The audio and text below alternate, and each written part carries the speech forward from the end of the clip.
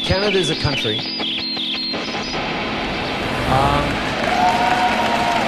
Waves of people came to this country, were welcomed by the folks who have lived here for millennia, the First Nation. And built this society with waves of people fleeing religious persecution, fleeing tyranny, fleeing to try and build a better life for themselves here than they had back home.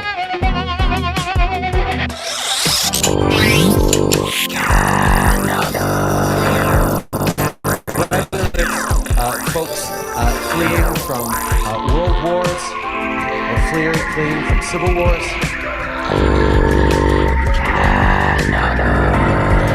These people always want the same thing, to be able to live in peace,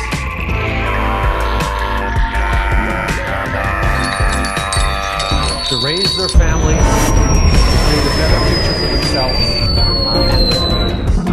And that is what generations created, this extraordinary diverse society we have. Now, Canada remains one of the only countries in the world where citizens are, by and large, positively inclined. And one of the reasons we are that way is because Canadians have confidence in our country.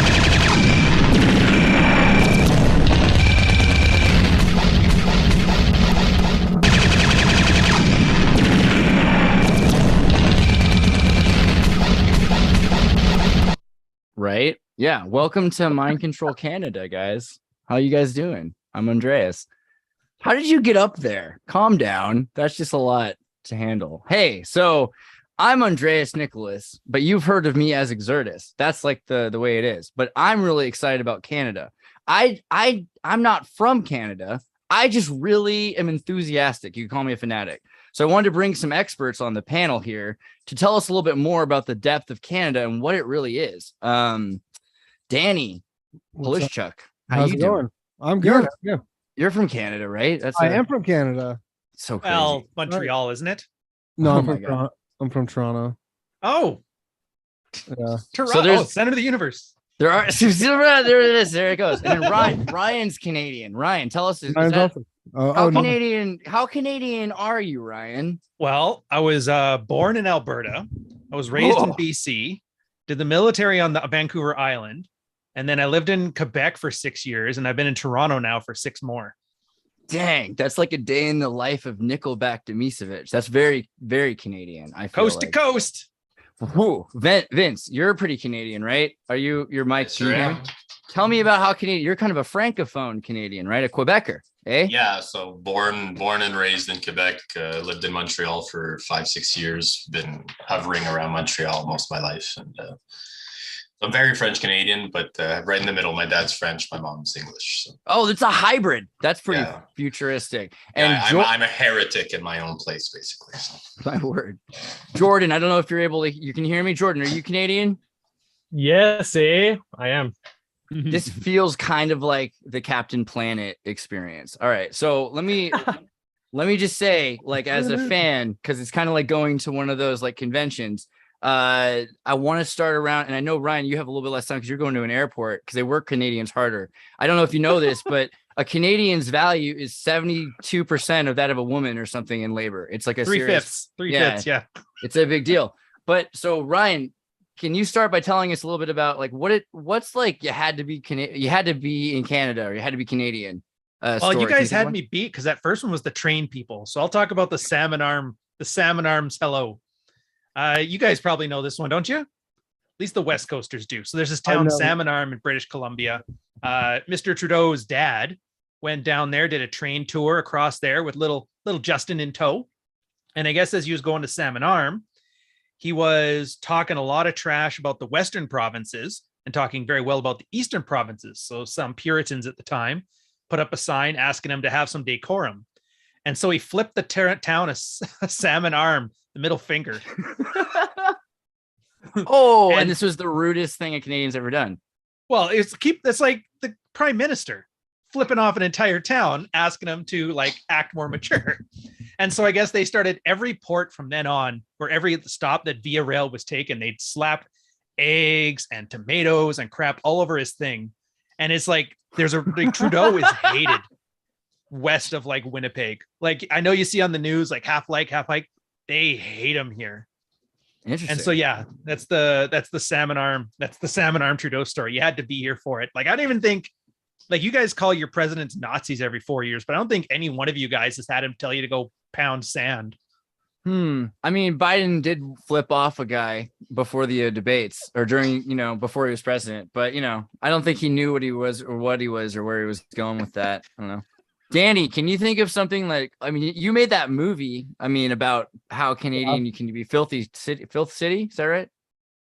Yeah, Filth City. Right? Yeah, man. I mean, maybe that's not, I don't want to tell you what direction to go with this, but like, tell me something about Canada. Tell me you had to be Canadian experience. Give me something. You had to be Canadian. Honestly, my one go-to, because it's this movie from when I was a kid. Maybe nobody's even heard of it, but it was this very Canadian movie that some people know. It's called The Peanut Butter Solution. It was, I don't know. It's just like one of the things that just so sticks out. Have you seen Pentaveret? Yes. You know how like when they're in Canada, it looks different. Right. Yeah. Like the world looks different. I don't know. That's kind of like how this movie was a bit, and that's my memory of the 80s is almost in that like Canadian filter. We talked about the peanut experiment last time. Vince, that's for a hybrid Franco Anglophone. I think that movie's interesting because they put Quebecers in it, but they're the bad guys. Like the guy's got an accent, so he's scary, and he wants to put your kids in the paintings. You know what I mean? That's a weird thing. I don't know. There's some weird movies that they've made that are like sort of trying to heal the French and English divide. Like we have one that's Bonk Bad Cup, so it takes English people, and then you have a French cop, and then they kind of try to solve a crime that is done by someone who is like someone who lacks identity. Like they're neither they're neither English Canadian or French Canadian. Like they're kind of like me basically. So it's like they take a French cop and an English cop, and then they fight the bilingual guy. So it's really fucking dumb. But. Every time. They made a sequel to that too, actually. I liked it because it was like, oh man, the Netflix last thing. 2 years. Jordan, what about you? Tell me something you had to be Canadian to experience. I'll tell you something from Thunder Bay. I think you have to be in Thunder Bay specifically. Tell us about Thunder Bay. Thunder Bay. I'm Thunder living Bay's in Toronto now. An amazing name for a place, Thunder Bay. Living in Toronto now, but I'm born and raised in Thunder Bay up until a couple of years ago. And I mean, a lot of racism, some corrupt cops, a lot of bullshit. Definitely not the direction I was thinking you were going. I was like, there's going to be thunder and lightning coming off. Dude, Roadhouse, if it was Canadian, would be Thunder Bay. Oh, yeah? On it, holy fuck, dude. Essentially, yeah, like slightly less redneck and a little bit more inbred, and you got Thunder Bay. Are there vampires or mermaids or like anything about Thunder Bay that sticks out? Just we have Flannel Native and Americans that are down on their luck, so to speak, and yeah, but it's like 5 hours from here in Minnesota. You can drive there. It's like our Tijuana, I guess. I don't know. I mean, it seems weird. That leaves out though Kurt and I, because we're not Canadian, but I'm going to cheat. I want to bring up something that I saw about Canada, which is almost as good. Who is Carla Homolka? I know you guys are all you guys are so nice, aren't you? Super nice, super nice in Canada. Well, let me just tell you, we found out about that Canadian conspiracy. It's all hiding Carla Homolka, right? So what is this? She and her husband were like preying on. What do you guys know about this? What do you guys hear about the? He was the Scarborough Strangler. The Scarborough Strangler. What? Yeah, man. So what's this deal? The girl who went to one of the girls who went to my high school, or one of those girls went to my high school. What? Like one of the victims? That's horrible. Victims. There's actually a crazy story. So I think it's go up. I think it was Chris in front. Chris, go scroll up. The photos. Oh no, sorry. Scroll down or down. Sorry. There's the photos of the two girls that they kill. Oh, I don't know. It was just on the screen. Anyways, I can't remember. I think it was Kristen French, maybe. No. It's none of those. It's not of her. There was the photo of the victims. Oh, here it is. Here's this guy. This picture here. Yeah. So I'm pretty sure man. The one on the left. That photo on the left. That's the girl. She went to my high school because that photo was in our library. Specifically that photo. But so it's a crazy story. So she was neighbors with a friend of mine, and she like was in I think grade 9 and went out, and her mom was like, be back by 10 o'clock or whatever, or I'm locking you out. And she came home late, and her mom's like, no, you're past your time or whatever, like you're locked out. And then she was just like went wandering around, and they picked her up. Oh man. Oh, that's got to hit different. Isn't that crazy? Yeah. Yeah. So I mean, this So- is like crazy. Yeah, go ahead. Well, I was gonna say, look up Robert Picton then when you're done with this one. Right. Oh man. I don't know how to spell his name. This is like Mad He's Max crazy shit. He was fun. feeding them to the pigs. dude, and he had like jazz shows, right? Didn't he Yeah, have, like, and the jazz Highway shows of at his- Tears Oh, was all up Was on this in stuff. Manitoba? Was No, this one's in Manitoba? Vancouver. Yeah. Oh shit! I've never heard of this one. Or wait, maybe I have. This guy looks familiar. Yeah, I mean, like looks American, like anyone in Thunder Bay. American movies do not live up to Canadian realities. I'm starting to realize a lot of the time. There was also the Canadian MK Ultra stuff, right? You said it's like brainwash the echoes of MK Ultra during the Cold War. The CIA secretly funded mind control experiments on unwitting Canadians in a program codenamed MK Ultra. Experiments In laid the groundwork. Montreal. Right. Yeah. So what's the deal with that? So when we think about, MK Ultra in Canada, like, is that like a serious thing? I mean, we just looked at a few mind control sounding people that like, We look at it the same, I think, as you guys for the most part. yeah. I think. Elaborate, eh? Well, I mean, like, what do you mean by like, how do we see it? Like, I think we kind of look at it, and I mean, from people from our point of views, I think we kind of look at it and see it for what it is in the same light. On that note, Ryan has That's to what- escape the conversation before he's caught dead with these kind of crazy people. But I hope that plane is safe. I hate saying it like that. I'm gonna knock on some Yes, wood right here. thank you very much. Nice meeting you all. Danny, loved Later, you guys Ryan. when you were here in Toronto last. Thunder cool. Bay, dude. The memories, I love it. Hell All right, yeah, talk to you bro. guys later. Yeah, we'll talk later, bro. Yeah, I mean, but like in general, I guess that was a really broad question, but Canada seems a lot more heavy than people pretend. I guess I've always kind of had that feeling.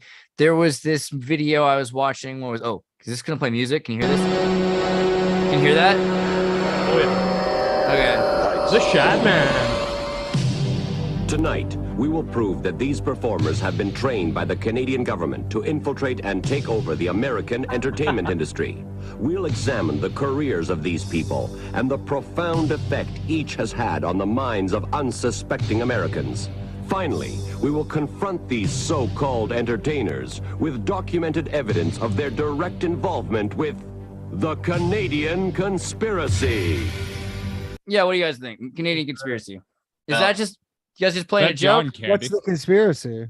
I mean, Yeah, it what seems the like fuck, it's, dude? Canadians are going to If take they're all over. together, then it's a conspiracy, sure. Well, okay, so this the first thing is like you look in the Winnipeg royalty, right? So Winnipeg was the messenger center for Canada. It's where all the trade and all of the transatlantic, transpacific rails and cables would connect. It was the mercurial messenger, right? The symbol for mint is Winnipeg, there. The right? mint is there as well. So, I mean, there's a kind of weird thing about Winnipeg and like a group of British royals that are in Winnipeg. I mean, it feels like that's a specific group. What do you guys think? Do you think Canada has royalty like the South Park? I mean, But we have Gretzky. we But you got- definitely have actual royalty that lives here, because I mean we're just part of the Commonwealth, so for sure that there's plenty of connections with Masonic halls, and the Masons are here, and they're basically just adjacent to the Scottish and English Freemasons. So How generationally deep are you guys in Canada? Danny, how many generations are you in Canada? I'm first generation, First generation. Where'd your dad and your mom come from? Russia.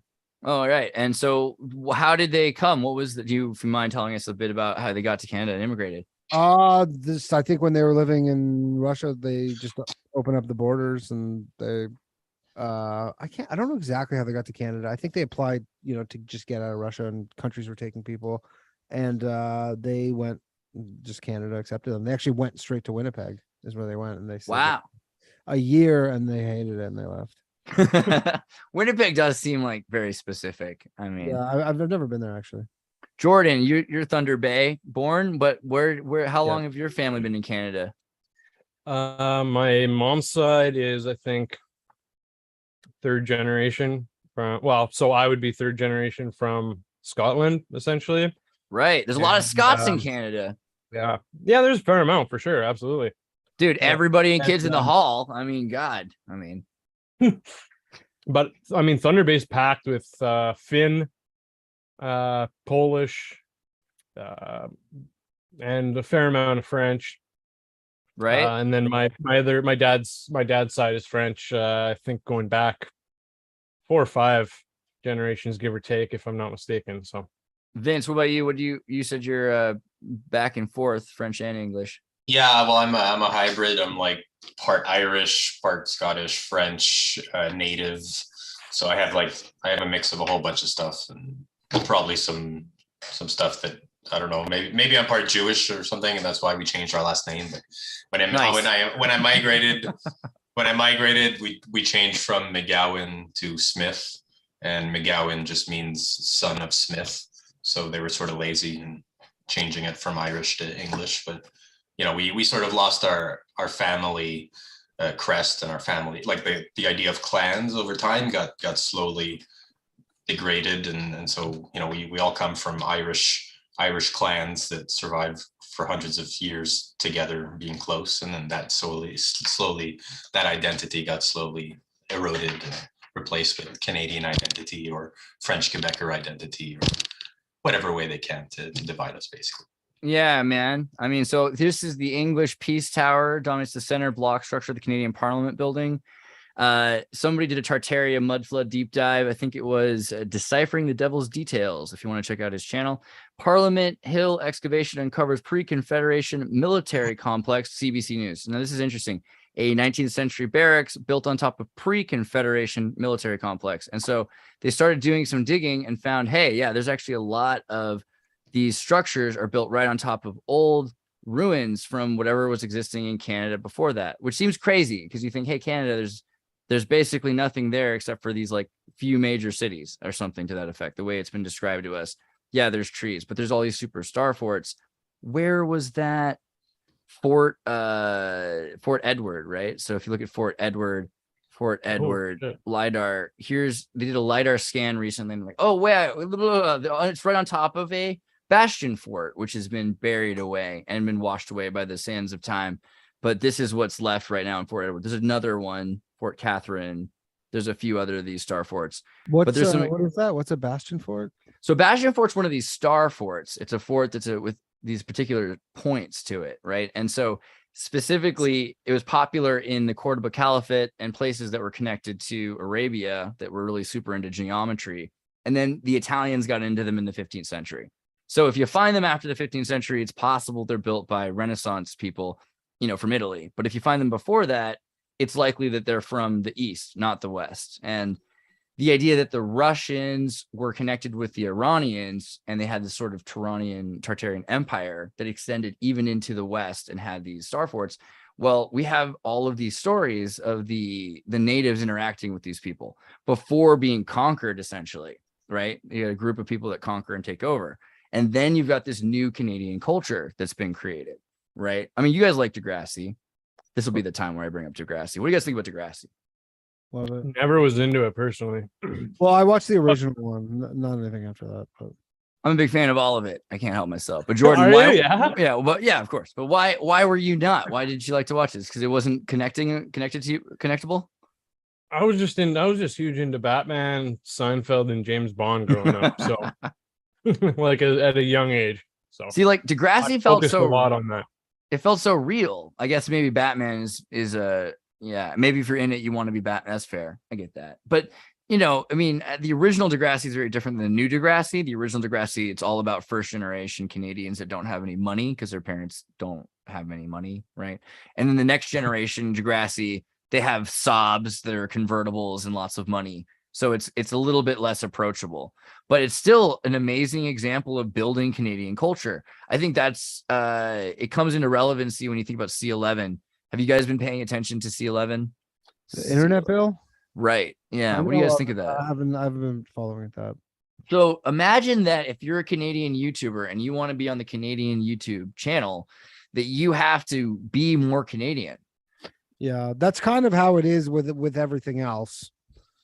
Like radio and television, at least. Or no, it is not. It was. It is. So I guess they're just trying to do that for the internet. It is ridiculous because why not just let the best stuff win? Like, there's no, it makes sense for TV because you're like, yeah, the Canadian like entertainment industry could not compete with the American. Just, it's impossible. But for like YouTube videos, like, it's everybody's on pretty level playing field.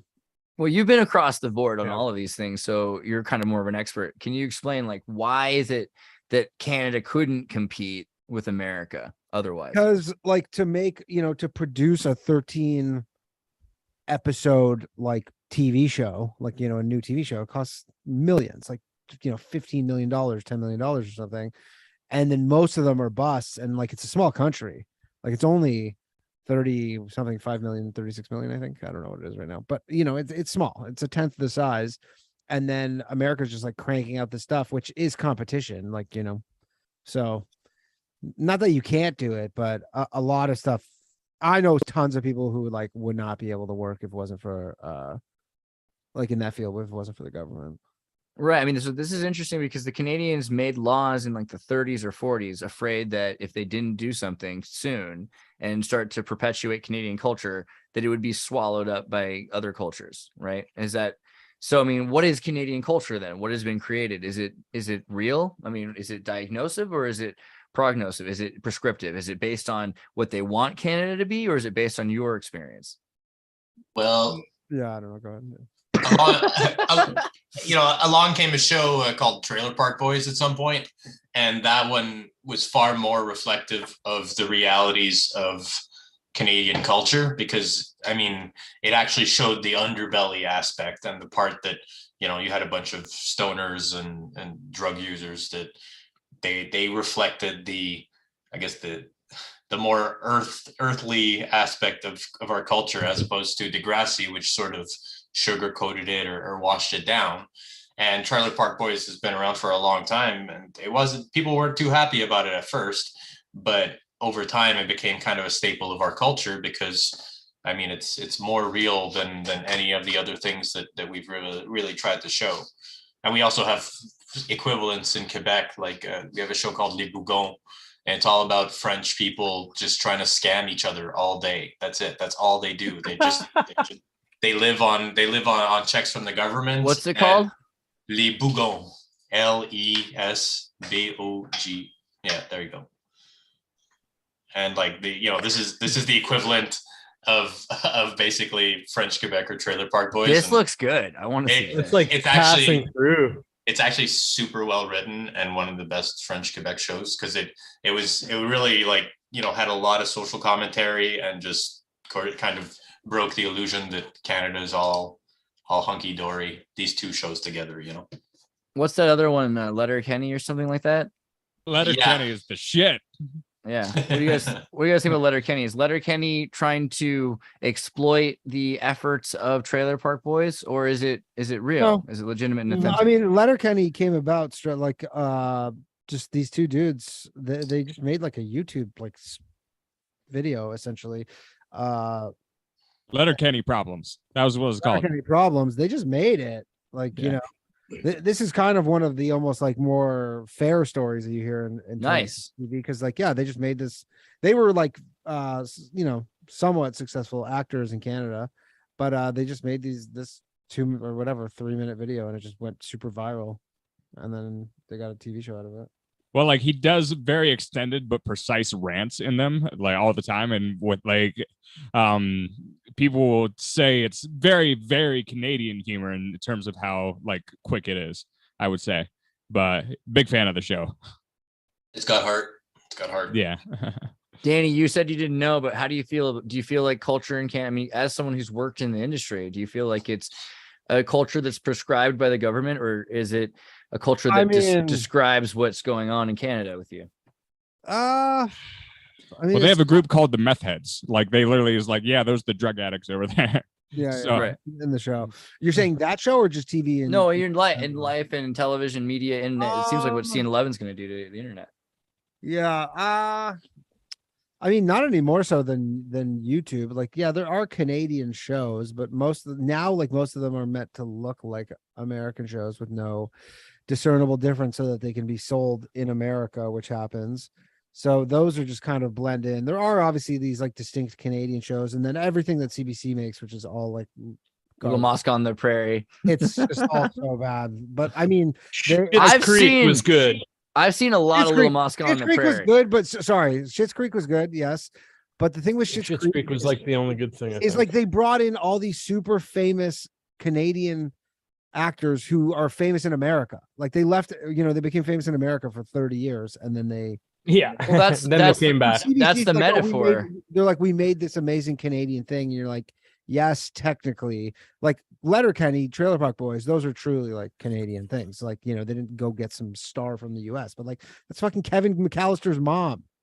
Right. But these are Canadians, aren't they? They're from Canada. They're Canadian, of course. I mean, that's kind of the conspiracy in the Canadian conspiracy. It's like, get the best Canadians, have them take over the media, and then bring it all back to Toronto, and then eventually Hollywood will dissipate because it's controlled by Canada. I mean, right? That ain't happening. Oh, You don't think so? I think they work together. If anything, I mean, to say that Canada is trying to take over America or vice versa, No, just the media. Like if the world media was run out of Canada, I mean, you've got social subsidies, you've got infrastructure, you have decent universities that are putting kids out. I mean, Disney tried to do this themselves, and they ended up working with Nelvana because they have enough problems with CalArts in Valencia, California, right? Yeah. But it feels like MK Ultra America versus MK Ultra Canada. They're two different brands, and so you have it's like two different experiments over generations to see different outcomes based on different brainwashing techniques, basically. Right. But to go into one guy, we have a guy called Mike Ward in Canada, in Quebec, who's a French comedian, and he was actually on Joe Rogan podcast. He does English shows as well, and he got in huge trouble with the Canadian government, with the Human Rights Commission, because he made a joke about a certain child, Petit Jérémy, who has handicaps, and the guy's deaf, and he was just made into a singer, so they had him singing everywhere, but he's deaf, like so he can't. Kid. Yeah, Make-A-Wish kid. He sang for the Pope. He sang. Well, that's different. Make-A-Wish, it's his wish. That's not the same as just like, I mean, No. But they put him on camera. They put him in front of like millions of people over and over and over. And so Mike Ward's joke is essentially like, when's he gonna die? They said he would die within a few months, but he's been here for 20 years or something. And so he got in trouble for it, and he had to pay like a few dozen G's for it. Went to court and everything, and it was a huge deal. It was ongoing for almost like 15 years, and yeah. Is that kid? He didn't end up paying. That kid's still alive. Yeah, he got thrown up by the judge. So, well, didn't get thrown up by the judge. He had I was like some mutual friends with him and stuff. He had a $45,000 settlement against him by the government for this joke about this kid that he made while he was like doing a show in Quebec, like a private gig. It wasn't even on TV. A reporter was reviewing the show and wrote about this joke. Then the family finds out about it. Then they take him to whatever, the Human Rights Tribunal. They find against him for, it was like $40-something thousand. And then he's like, on principle, he's like, I'm not paying this. He could easily afford to. And then he ended up fighting it, and he had to go to the Supreme Court of Canada. And like, he ended up spending hundreds of thousands of dollars on his lawyer in order to do this. But he's huge. Like, he just did a podcast at the Bell Center in Montreal, which is the size of Madison Square Garden, like for a podcast. Like, it's crazy. But then he had a live podcast. Yeah, him and Pantelis, and yeah. I don't know if it was like live stream, but yeah, it was like a live podcast, like in front of in front of 20,000 people. Pretty crazy. I hear you. He had to go like prove why his joke was funny to the Supreme Court of Canada. Oh, God. That's an hour special right there, man. But it's sort of telling of how the government tries to regulate speech, regulate what we think, and how we communicate with each other. A comedian can't make a crude joke because they want they want Canada to be a certain level of clean, especially in public. Like when you're a public persona and you go on screen and then you say things, you're talking on behalf of Quebec or behalf of Canada. And so they're like, well, we can't have, crude jokes. Yeah. And they have, like, they try to regulate comedy by having comedy schools where they're like, this is how you have to be funny. This is how you make good jokes. And it's all very, very structured and limited, but there's a lot of improv. Yeah. Well, and, you know, there's people who push those limits and push those boundaries, but once you have them on TV, they tend to fit very much so within a certain box that they're told, you know. Yeah, they want the pretty CBC is just going for super diverse, super safe. But I mean, it's the CBC. Their target audience is probably like a 60-year-old woman. Like legitimately, like they're not trying to rock the boat. So what's the solution? I'm gonna pull up also your show, Phil City. Let me see if I can get that going. What's the solution to what? I mean, you just got to make stuff. Especially. But how did you get along through making a show like Phil City? This was like it was a whole fucking thing. But I mean, I don't think that they loved you for it. Well, no, just the Ford family didn't like us, but but everybody else liked us. Well, okay, because Americans are watching this. Let's explain a little bit. What did you do? What did you do, Danny? So there was mayor of Toronto, famously Rob Ford, who got caught smoking crack, and in the hood with these guys who wound up dead. And Rob turned into a bit of a thing. Oh, I don't know. Not Rod. Hot Rod. I know better. That's him. Yeah. Rest in peace. If you want to see a really funny video, go watch him. Yeah, look up some Rob Ford. If you're sick of Trump videos, look up some Rob Ford videos. Him and Deadmau5 is like pretty hilarious. Whoa. In his Ferrari. Wow. And it's like actually hanging out Oh, with the I've real never even Deadmau5. seen this. Shit. Yeah, so Deadmau5 lives in Toronto and he has this Ferrari he calls the Ferrari because it's like a Nyan cat, like wrap on it. Yeah. And anyways, he had this show where he would go get coffee with like a guest, and it was like a podcast basically. Oh my god! And then Seinfeld stole the idea. I feel like probably. Yeah. See, that's the car. Wow, that's crazy. I gotta look that up. That looks okay. How long is it, Danny? And like, what do they get into? I think it's like half an hour. They talk about at least 20 minutes. So they talk about all sorts of shit. But anyways, when we made this sketch about we made a Filth City like short film. I don't even remember. It was about a bad, it was like a bad crack bust. I like, honestly, now I'm like trying to think of it.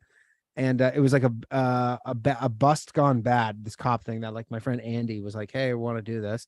And then we did it. And his brother has a production company. And he's like, hey, I think we sold this movie. Because it was, but it was about this mayor. Like they obviously made it like more topical. And they're like, we're going to use, because it was like such a big story at the time. And then they sold it to this thing called Super Channel, which is kind of like a pay TV, like HBO. And then like as we're starting production, they go bankrupt.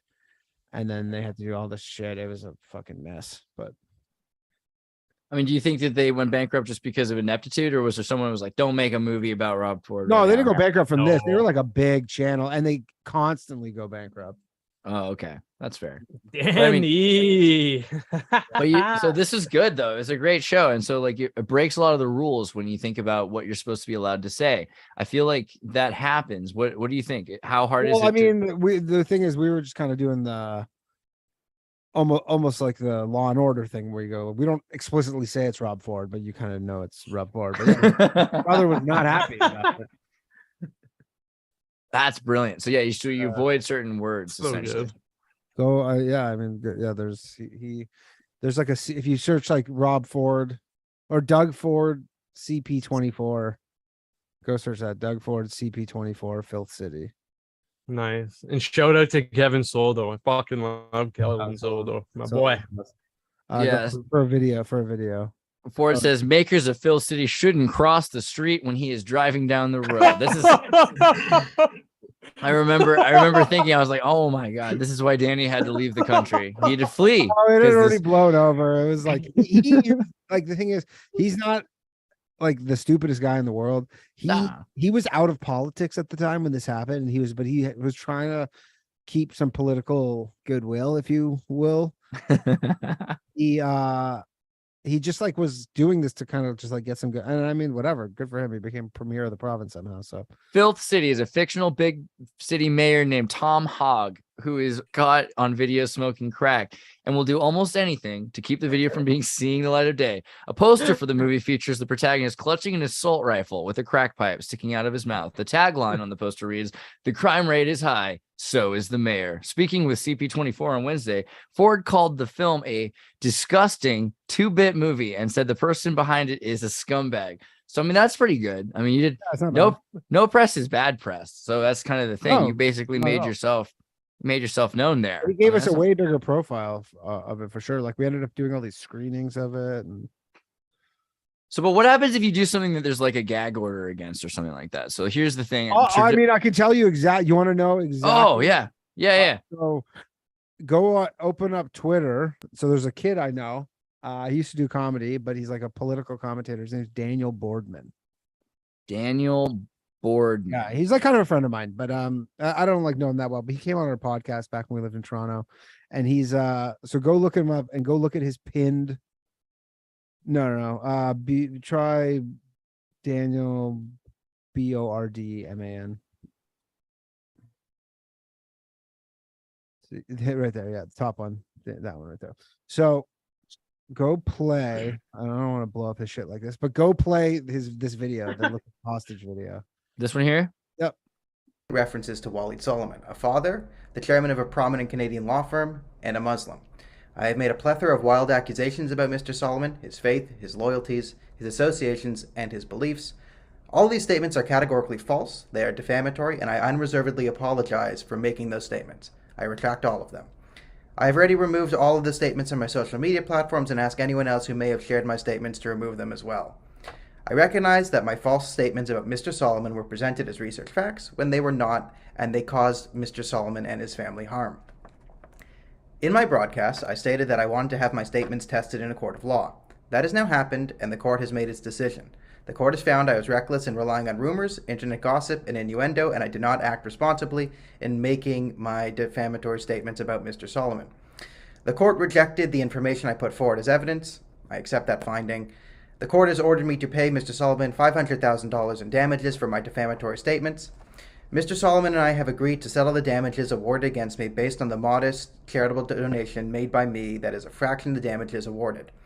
The court has also ordered that I remove all the defamatory statements from the internet and anywhere else that people may view them. The court has also issued an injunction against me making any further statements about Mr. Solomon, and I will, of course, respect that injunction. I accept the Superior Court's ruling and intend to comply with the court order. A copy of the court's decision is available on all my social media platforms. Dude, this poor kid. So that's such a bummer. Honestly, yes, but so he has like the second biggest defamation settlement against him in Canadian history. Jeez. I've What never did he even heard of do? this guy, Danny. So what did he? So I mean, what did he do? He was like an open mic comic for a while in Toronto. So he Oh fuck. to like right wing commentary, right? Like Ooh. conservative commentary. Yeah, don't do that in Canada. Come Right? on. And so no. But this is what he did. He really he was fucking. There was this dude who's And a people lawyer. wonder why Jordan Peterson was part of the Social Democrats. Come on. So there's a lawyer, some lawyer who was part of some like Muslim group who then I guess has like a English like arm of, and then the English arm has been accused of funding terrorism. So then this kid, that guy who was trying to run some sort of political thing, the lawyer was either running or he was an aide to somebody, and he was like calling this guy a terrorist, like online. He's like, this guy's a terrorist. And the guy told him to stop, and he's like, no. And then because the guy's a lawyer, he sued him, and then he won, and the kid like just kept going, and like so he had this $500,000 settlement against him. His parents, because he made the videos in his parents' basement. Oh no. His parents had to pay this guy a bunch of money, but the guy ended up because eventually I guess he made this video. All he had to do was just apologize, make that video, and then the guy's like, okay, you can just make a small charitable donation. Yeah, right. That makes sense. I mean, this is the problem with this is it makes sense that you shouldn't say words that aren't true. Terrorism is a international political scientific term that means a non-state actor committing violence, right? And violence is, there's ways to define violence. They've got, the ACLU will talk about it, but I don't know if Canada has the same rules. I know you guys have pronoun misgendering can be considered verbal violence. So I can only Silence imagine is violence. right? I mean, Well, the reason I brought it up, though, is a little bit more nefarious. I thought it'd be worth showing this article. Trudeau's government gag order in CIA brainwashing case silences victims, lawyers say. Daughter of survivor of brutal experiments, nervous to speak out after non-disclosure demands. Yeah, that's right. Jean Steele was a victim of Dr. Ewan Cameron's CIA-funded brainwashing experiments at Montreal's Allen Memorial Institute 40 years after revelation of the U.S. Central Intelligence Agency funded brainwashing experiments on unsuspecting Canadians. The Trudeau government is continuing a pattern of silencing the victims, a lawyer for one of the families says. A recent Department of Justice gag order in an out-of-court settlement was designed to avoid responsibility and avert compensation to more victims and their families, said Alan Stein, who has represented numerous survivors who were once patients at the Allen Memorial Institute in Montreal. Stein told CBC News that successive federal governments have demanded confidentiality agreements in at least 5 of the cases he has settled in the last few decades. If they hadn't been confidential and the settlements had been public, had the publicity that they should have, a lot of victims would have come forward and gone to court. So, I mean, this is a thing. Like, what happens when you go and you make a movie telling people about what they, your aunt or mom or grandma or whomever went to this clinic and was given LSD and electroshock for 30 days or whatever. I mean, because this is going on to, apparently it looks like tens of thousands of people, which is a lot in a country the size of Canada, which is still, I mean, it's small now, but in the 60s it was what, half the size? Is that right? Probably, yeah. Or take, I think, yeah. So what do you guys think about that? I mean, there's shit coming out all the time, but they seem to nip it in the bud pretty quick. And I find that a lot of Canadians are interested in U.S. politics and U.S. scandals and right U.S. garbage. So I feel like Canada seems to be able to get away with a lot of shit that sometimes even surprises me that I've never even heard of. But I mean, then there is the well-known stuff, but even that, I mean, I was just having this thought the other day. It feels like a lot of Canadian stuff just gets swept under the rug, and almost Canada as a concept seems to get swept under the rug. Like if you see in Hollywood, all other countries kind of get a shout out in a certain way, whether it's negative or positive, but Canada is either like not mentioned or like it's just kind of a little jab and it's like, oh, they don't matter, whatever. But it's kind of crazy. Well, going off of your point, like with the trucker protests, those were like, sure. Yeah. I think those proved to be like, it could not have made media as big as it did unless it was a big fucking deal and there were so many participants. It was one of those grassroots things where like it literally became too big to ignore, and then like all the headlines had to be on them, or else everybody would have known something was up. Totally agree. That shit was wild, though. I don't know, as far as the aftermath, I don't know how much people feel as if, though as big as they were, how much they led to real changes. Well, I was just going to say, it fizzled off pretty fucking quick, too. Yeah, a lot of stuff seemed to change shortly after, though, but I don't know. Yeah, well, elaborate. Yeah. What do you mean? What kind of stuff started to change? What do you think? Like all the stuff that they were protesting against, like a lot of like the border openings and like rules of, like masks and all that stuff. Like doing shit after like coming into Canada from the US, like you don't even need to take a test anymore or anything. I think you don't need to show where you're going. No, I don't even know if actually, you know what, if you're not vaccinated coming into Canada, you might have to like maybe take a test then, but before you would need like, a test within, I don't know, 24 hours or something. It was ridiculous. Right. I remember like, so the border here, they just want to know where you're going. Cause like, if you go there, you have to quarantine for at least 5 days. Do you have a destination? Are you going to stay there for like 3 to 5 days or whatever the number is? So, I mean, things are getting more lax. So it is interesting that a lot of the, the demands were met, but then also anybody who's talking about it, if silenced on another level, they're saying nobody's allowed to talk about these things. Nobody should be protesting this way in Canada. Is that right? Or do you think that that's an overstep on my perspective? I don't think the government should be telling people how to protest, because once the government gets to decide that, then protests don't mean anything. They don't matter because you're just following the rules. Following their rules. Like, it's like protesting while following the rules is sort of ridiculous, But but yeah. You were saying they didn't really talk about Canada enough. I see Canada as sort of the Degrassi. It's a forum for students with parents from every other country to come together. And they put the LGBTQ club and the Iranian and Palestinian club in the same room and see if they can use Canadianize or something. But I mean, did they teach you guys about? You said they taught you about America in school. Did they teach you about? What did they teach you about the 1800s of Canada? Did they teach you much about that in school? History sucked for me in Canada. Yeah, I mean, they teach you about some for definitely how Canada came to be, and they're The fur trade. Yeah, the fur trade, exactly. That's what they teach you. That's all I know. The fur trade, man. That's all I know. Hudson Bay and the fur trade. That's all I was taught. Wow. So not like the names of the principal the province generals or whatever the names of the former. No, Nothing. not really. And not the treaties. The treaties are just becoming more matterable, so to speak, or more pertinent. And I think I don't know what the curriculum's like these days, but I would assume maybe the treaties are in there somewhere now. But it was pretty awful. Trying to think of. I learned more about Egyptian history than I did Canadian history.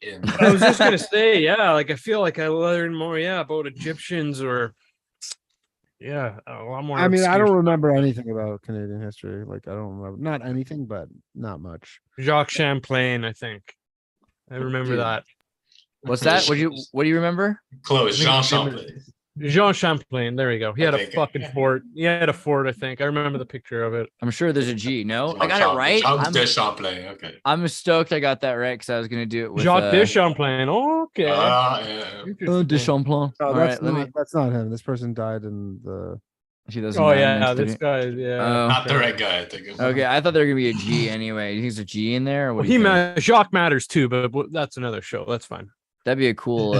That'd be a cool T-shirt. Jacques matters too. But for sure. 1800s. What am I looking for? What did I do? Jacques.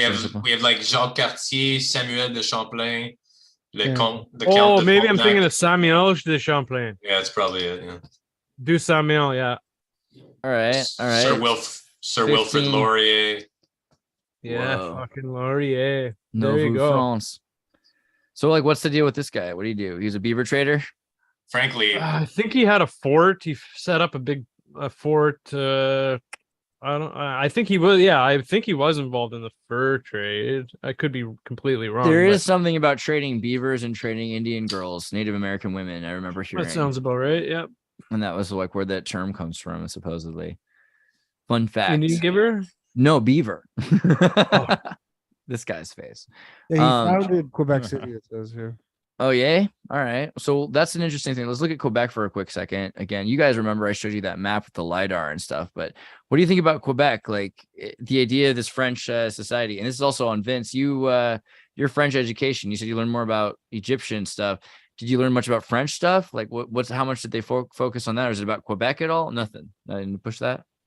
It's pretty bare bone. I think that as part of the way that they manipulate how we perceive Quebec or Canada, they sort of filter the amount of information that we'll get. So you'll get more history of Canada talking to a Native American than you would consulting a history book in the education system, because the actual content that you'll get in classes is sort of presenting Quebec as something positive.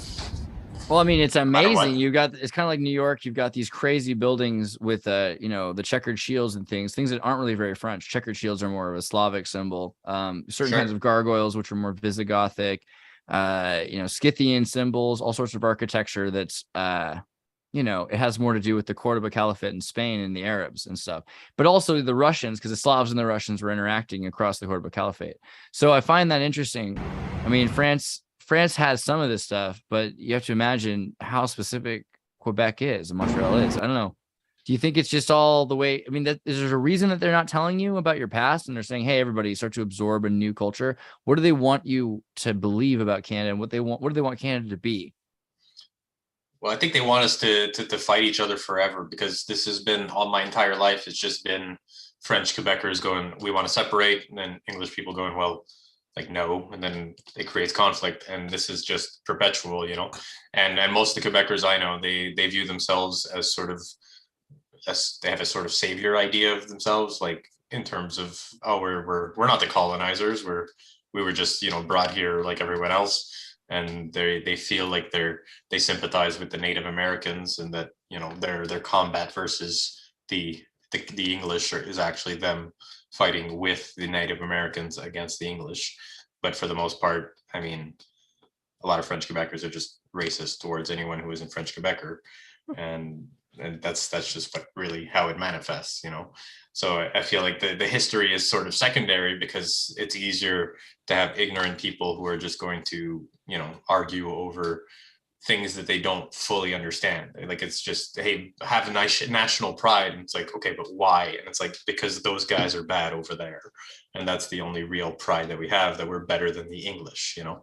But we're not, because we make shit everything basically. Our art is not the greatest. Our culture is derivative. And they did say at one point that, you know, Canada could have French food, American technology, and British culture, something like that, and instead it ended up with like British food, French technology, and American culture, which is like kind of a bummer for some people. But you guys didn't feel like your schools taught you as much. I'm amazed by Canadian television. My whole life I got a lot of video cassettes, you know, and things when I was a kid from the Canadians, and things like Rock and Rule really shaped me. You know, this movie from Canada with like Earth, Wind and Fire, Cheap Trick, Lou Reed, Iggy Pop, all these crazy bands, Blondie, you know, and it's all about like wiring a woman to a circuit board in order to open a demon that you have to feed the audience to in Toronto or something like that. I don't remember that one. Holy shit. This is like the greatest. Ever watch Frightenstein? No, let me look this up. Never seen. Oh man, Frightenstein is a bit. Come on, Frightenstein. There we go. This is a very Canadian show. This Jesus haunted my childhood. Holy fuck! Walk me in. What is this? Yeah, it's this one dude, and he played like almost every character. Dude, the show was on when I was a kid, like late at night. 6 years old. It's such You get a lot of those fucking people. Mike Myers. A lovely day begins. Ghosts and ghouls with greenish skin. What? Close your eyes and you. Surprised you've never seen them, bro. Fucking Yeah, Vincent Price over here. This is Vincent Price. Seriously. This is real. What the heck? So what is this? Is this like what? So a kid. It's everything. So weird. The show's so fucking weird. No, again, it does not work. Oh my god! Like it So is. what- I think it was supposed to be a Munsters? kids show. I think it was supposed to be a kids show, but it was on so late at night. Maybe it wasn't. No, because there was like a hot Elvira chick. I might be. Well, I thinking- feel like so that's the thing that happened with Rock and Rule is they were trying to make a kid show, but no one stopped them from going further. You know what I mean? And so maybe eventually that show just Turned to into come out heavy at night. metal. Yeah, that's the thing. I don't know, but I think this heavy stuff- metal is French, anyways. But this Oh, stuff. yeah? Metal Hurlant, it's Mobius. Wait, Jean really? Giraud. Oh, oui, mon frère. Fuck. Just This is- you can write Jean Giraud. Can I? I don't even know how to spell that. Just with a G or a J or what? Hold on a second, I'll write it. Okay, so Don't- Jean-Giraud. It's called Metal Hurlant in French. Jean Gameshi. Fuck, we can talk. I totally. Oh, Jean Girard.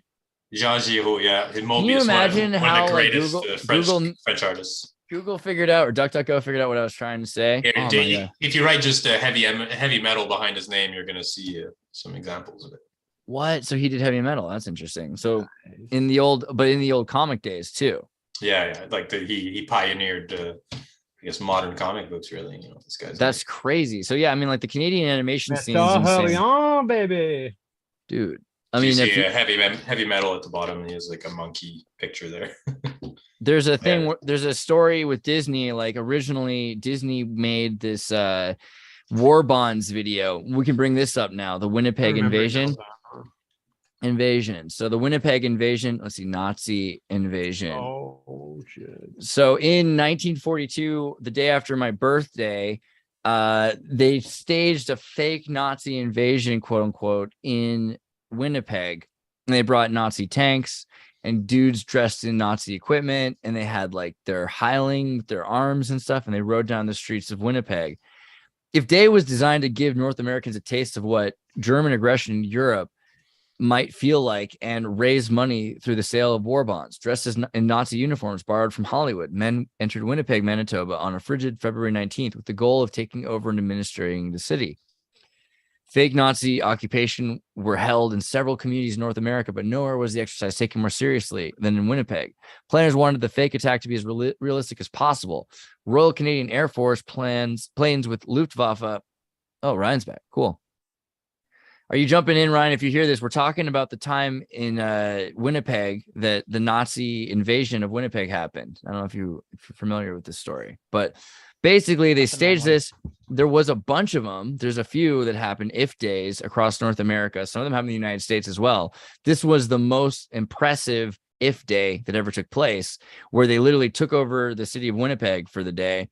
The attack of Winnipeg begins 6 a.m. February 19th, 1942. An air raid siren begins to wail over Winnipeg on the outskirts of the city. So you imagine you're in your apartment and all of a sudden you start hearing the explosions and rifle fires. This is a play. Very quickly, Wehrmacht soldiers in battle dress and riding vehicles rode into the city center. This reached City Hall at 9:30 a.m. and arrested the mayor and other officials. Then it was on the provincial legislature where they captured the premier and the lieutenant governor. By noon, the invading force had complete control of the city and jackbooted soldiers goose-stepping down Portage Avenue, Winnipeg's main thoroughfare. I mean, they said they got these... Winnipeg sends her victory loan rocketing with a brilliant idea. It's Manitoba's dramatic If Day. What to expect if Canada and the United Nations were to come under the grinding heel of Nazism.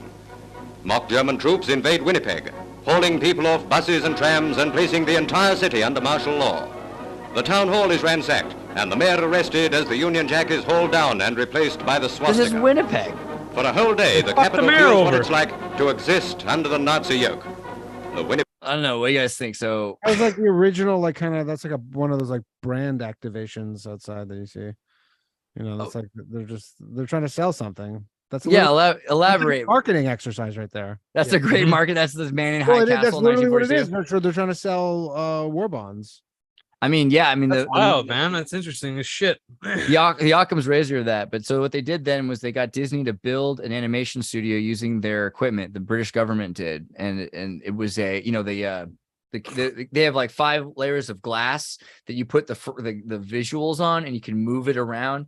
So they brought that to Canada, and they made this animation. Let me see if I can find it. The animation, the Snow White war bonds. Let me see.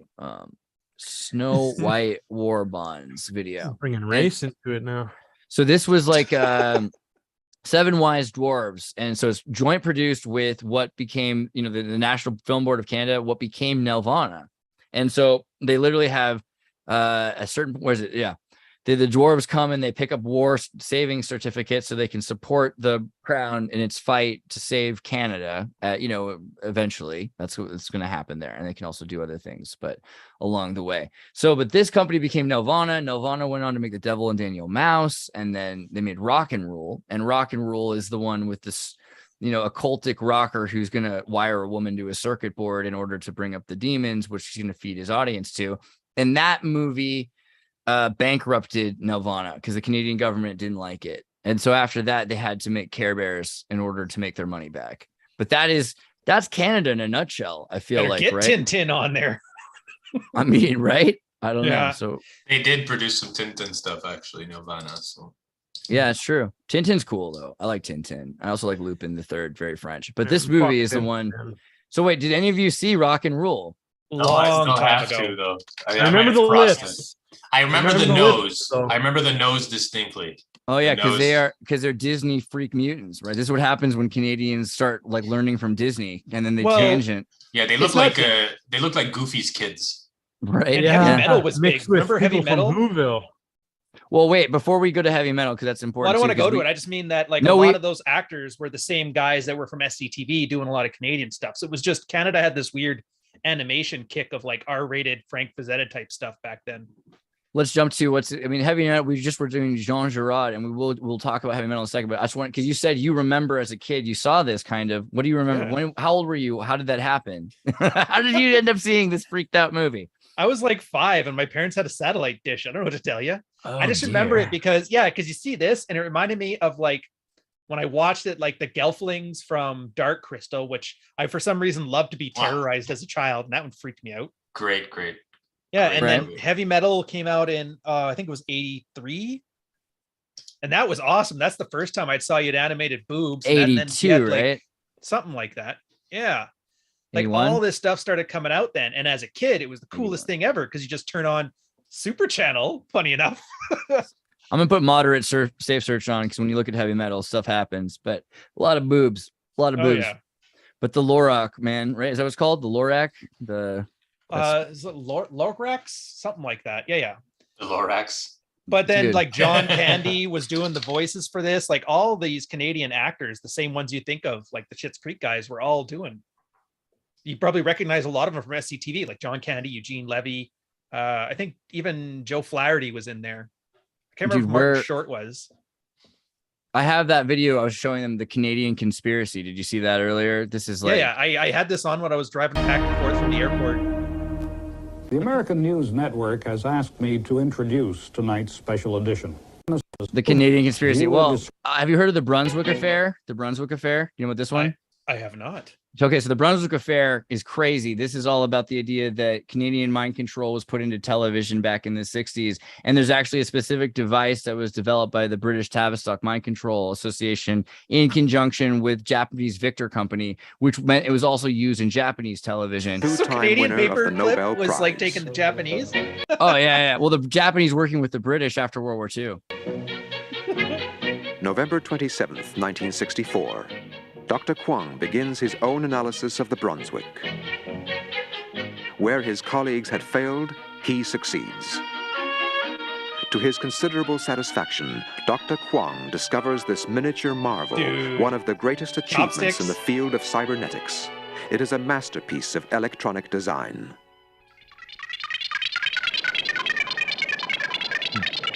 Very Canadian. Very Canadian. Honestly, this looks like Fantastic Planet.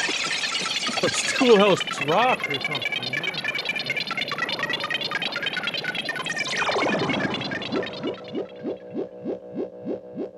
Get Now, your how do we hands know how off that me, you works? dirty apes. As we've come to call it, exerts a powerful effect on the moderating Disney over region here. of the brain's occipital lobe. It acts directly on this sector right here.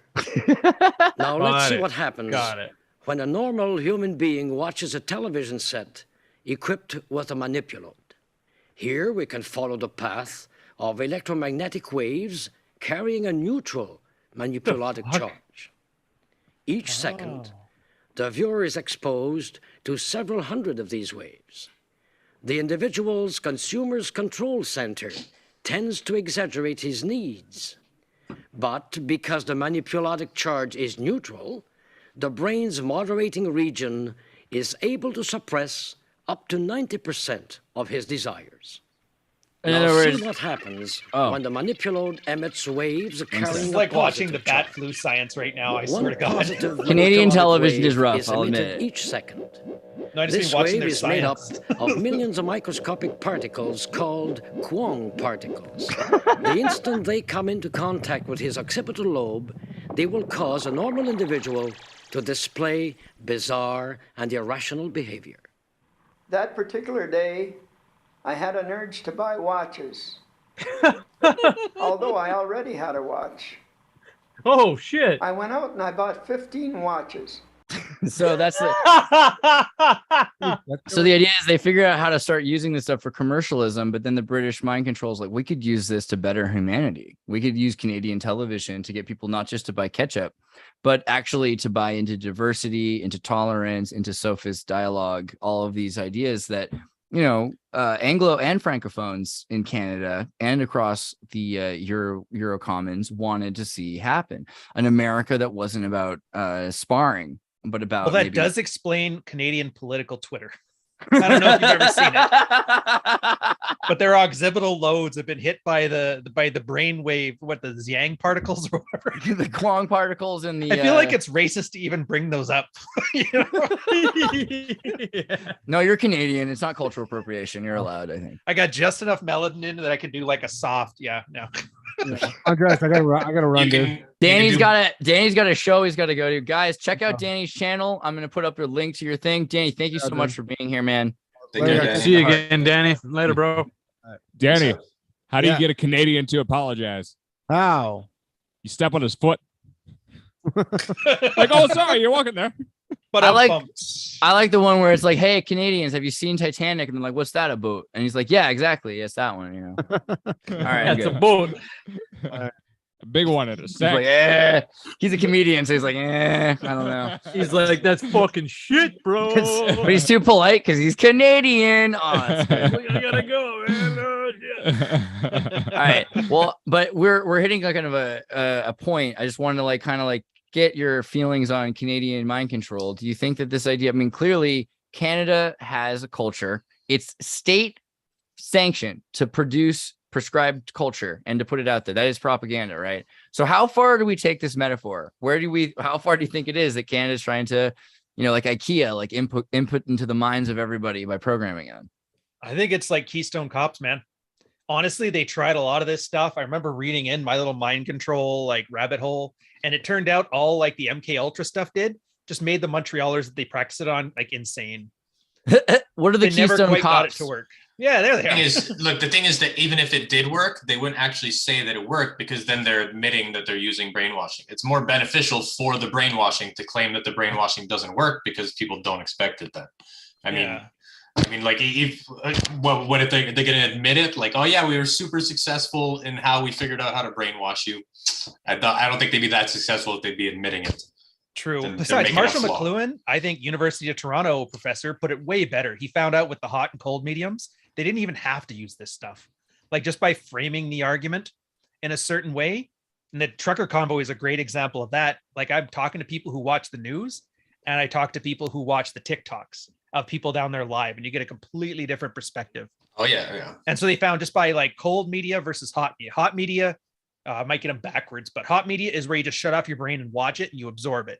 Cold media is like you have to engage, you have to think. It's like a back and forth process, like a podcast versus television. And then they found out when it was just more passive that you could frame it in a certain way and create an Overton window of people's thoughts. So you didn't actually have to control their minds. You just controlled all the inputs, which I find scarier because it like makes sense on an intuitive level, doesn't it? Yeah, you choose between what you've got options to, but that's what scares me about C11. So you live in Canada, you're a YouTuber.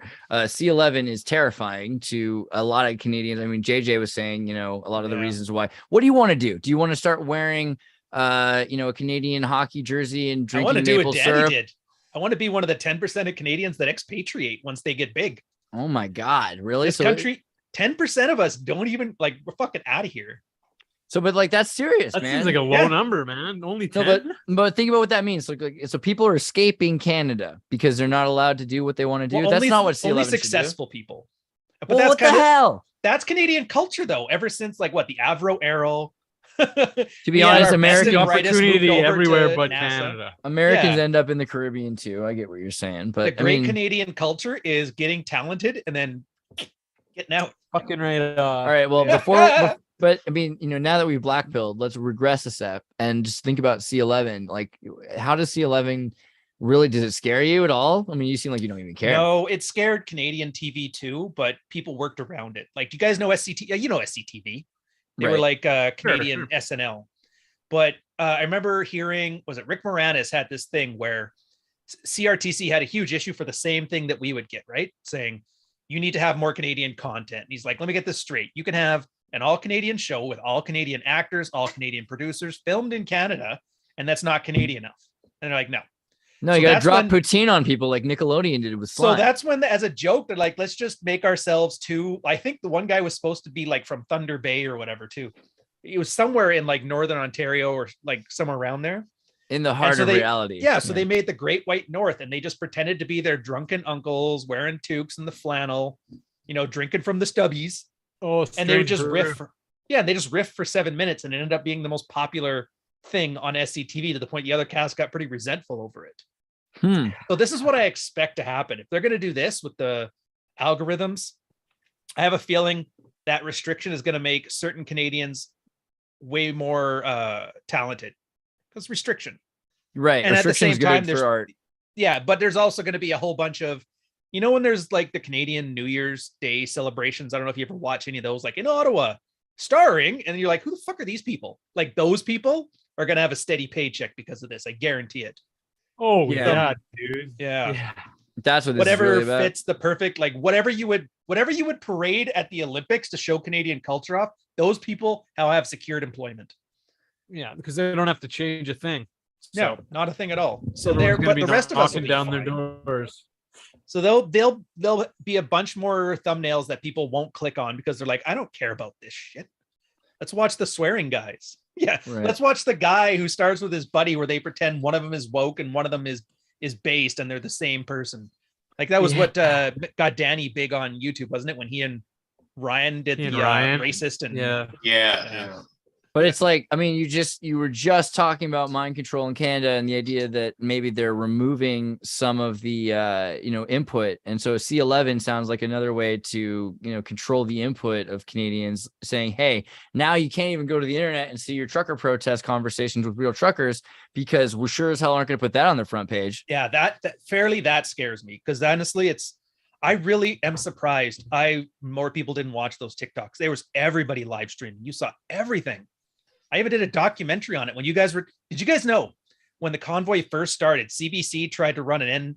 There was a second protest happening the same day. It turns out in Vancouver where it started, the first protest was because a lot of the big trucking companies are consolidating and all these individual guys who, the workers that own the means of production, they own their own trucks. They're making a good living. They have good experience. And then they had deregulated the industry to set it up so that they can bring in foreign workers, kind of like the UK does with Poland and that. The problem was these guys weren't given as good safety training. They didn't have a good safety record. It wasn't their truck, so they didn't drive them as safely. Accidents started to go up, which meant insurance premiums across the board went up, which meant they were edging out the individual truckers in favor of these giant mega corporations hiring cheap labor that's unsafe for everybody.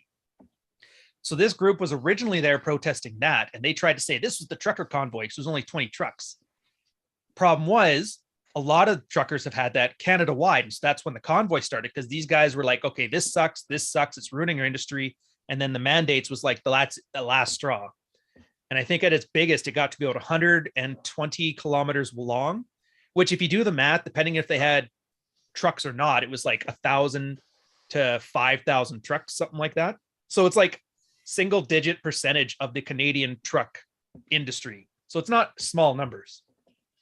And then when you watch all the live streams, they were actually pretty savvy about it, so much that people were calling it AstroTurf. Like when they were there, they had roving gangs of people just to make sure all the trucks had fuel, so guys had heat. They went around to make sure everybody had like they took over the city duties. They were shoveling driveways, they were shoveling the streets, they were taking out the trash. If they found there was a business that wasn't scared of truckers and stayed open, they encouraged everybody to go there to keep them in business.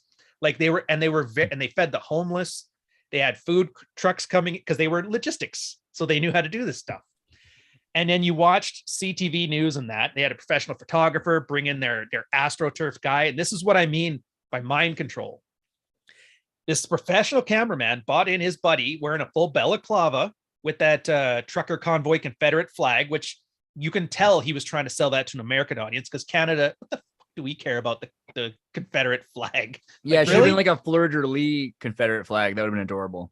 See, that would have made more sense. Or the Canadian ensign, the old British one that the Halifax Five. Or just a got dude pouring maple syrup on his chest, which is like a very... Hey, now that's a Canadian tradition, sir. Yeah. But that was the thing. So the news blasted him everywhere. And then if you watch the live streams, it was like every trucker telling the guy to piss off, right? And they were going to basically thump him. The Nazi guy, nobody ever saw him outside of that one photo that was floating around. So I don't think you need a mind control device because all they did was take two examples of things that were very likely placed there on purpose and then spread that as the thing. And now everybody who only watches the news, that's all they see. Oh, look at all these bad guys. And there wasn't that many truckers, but then again, you watch the live streams, you see thousands of trucks. There was like a 4-hour live stream just watching them drive by. There was a lot of live streams going on, man. Tons A lot of of TikToks and Yeah, but- YouTube live streams, Facebooks. Yeah.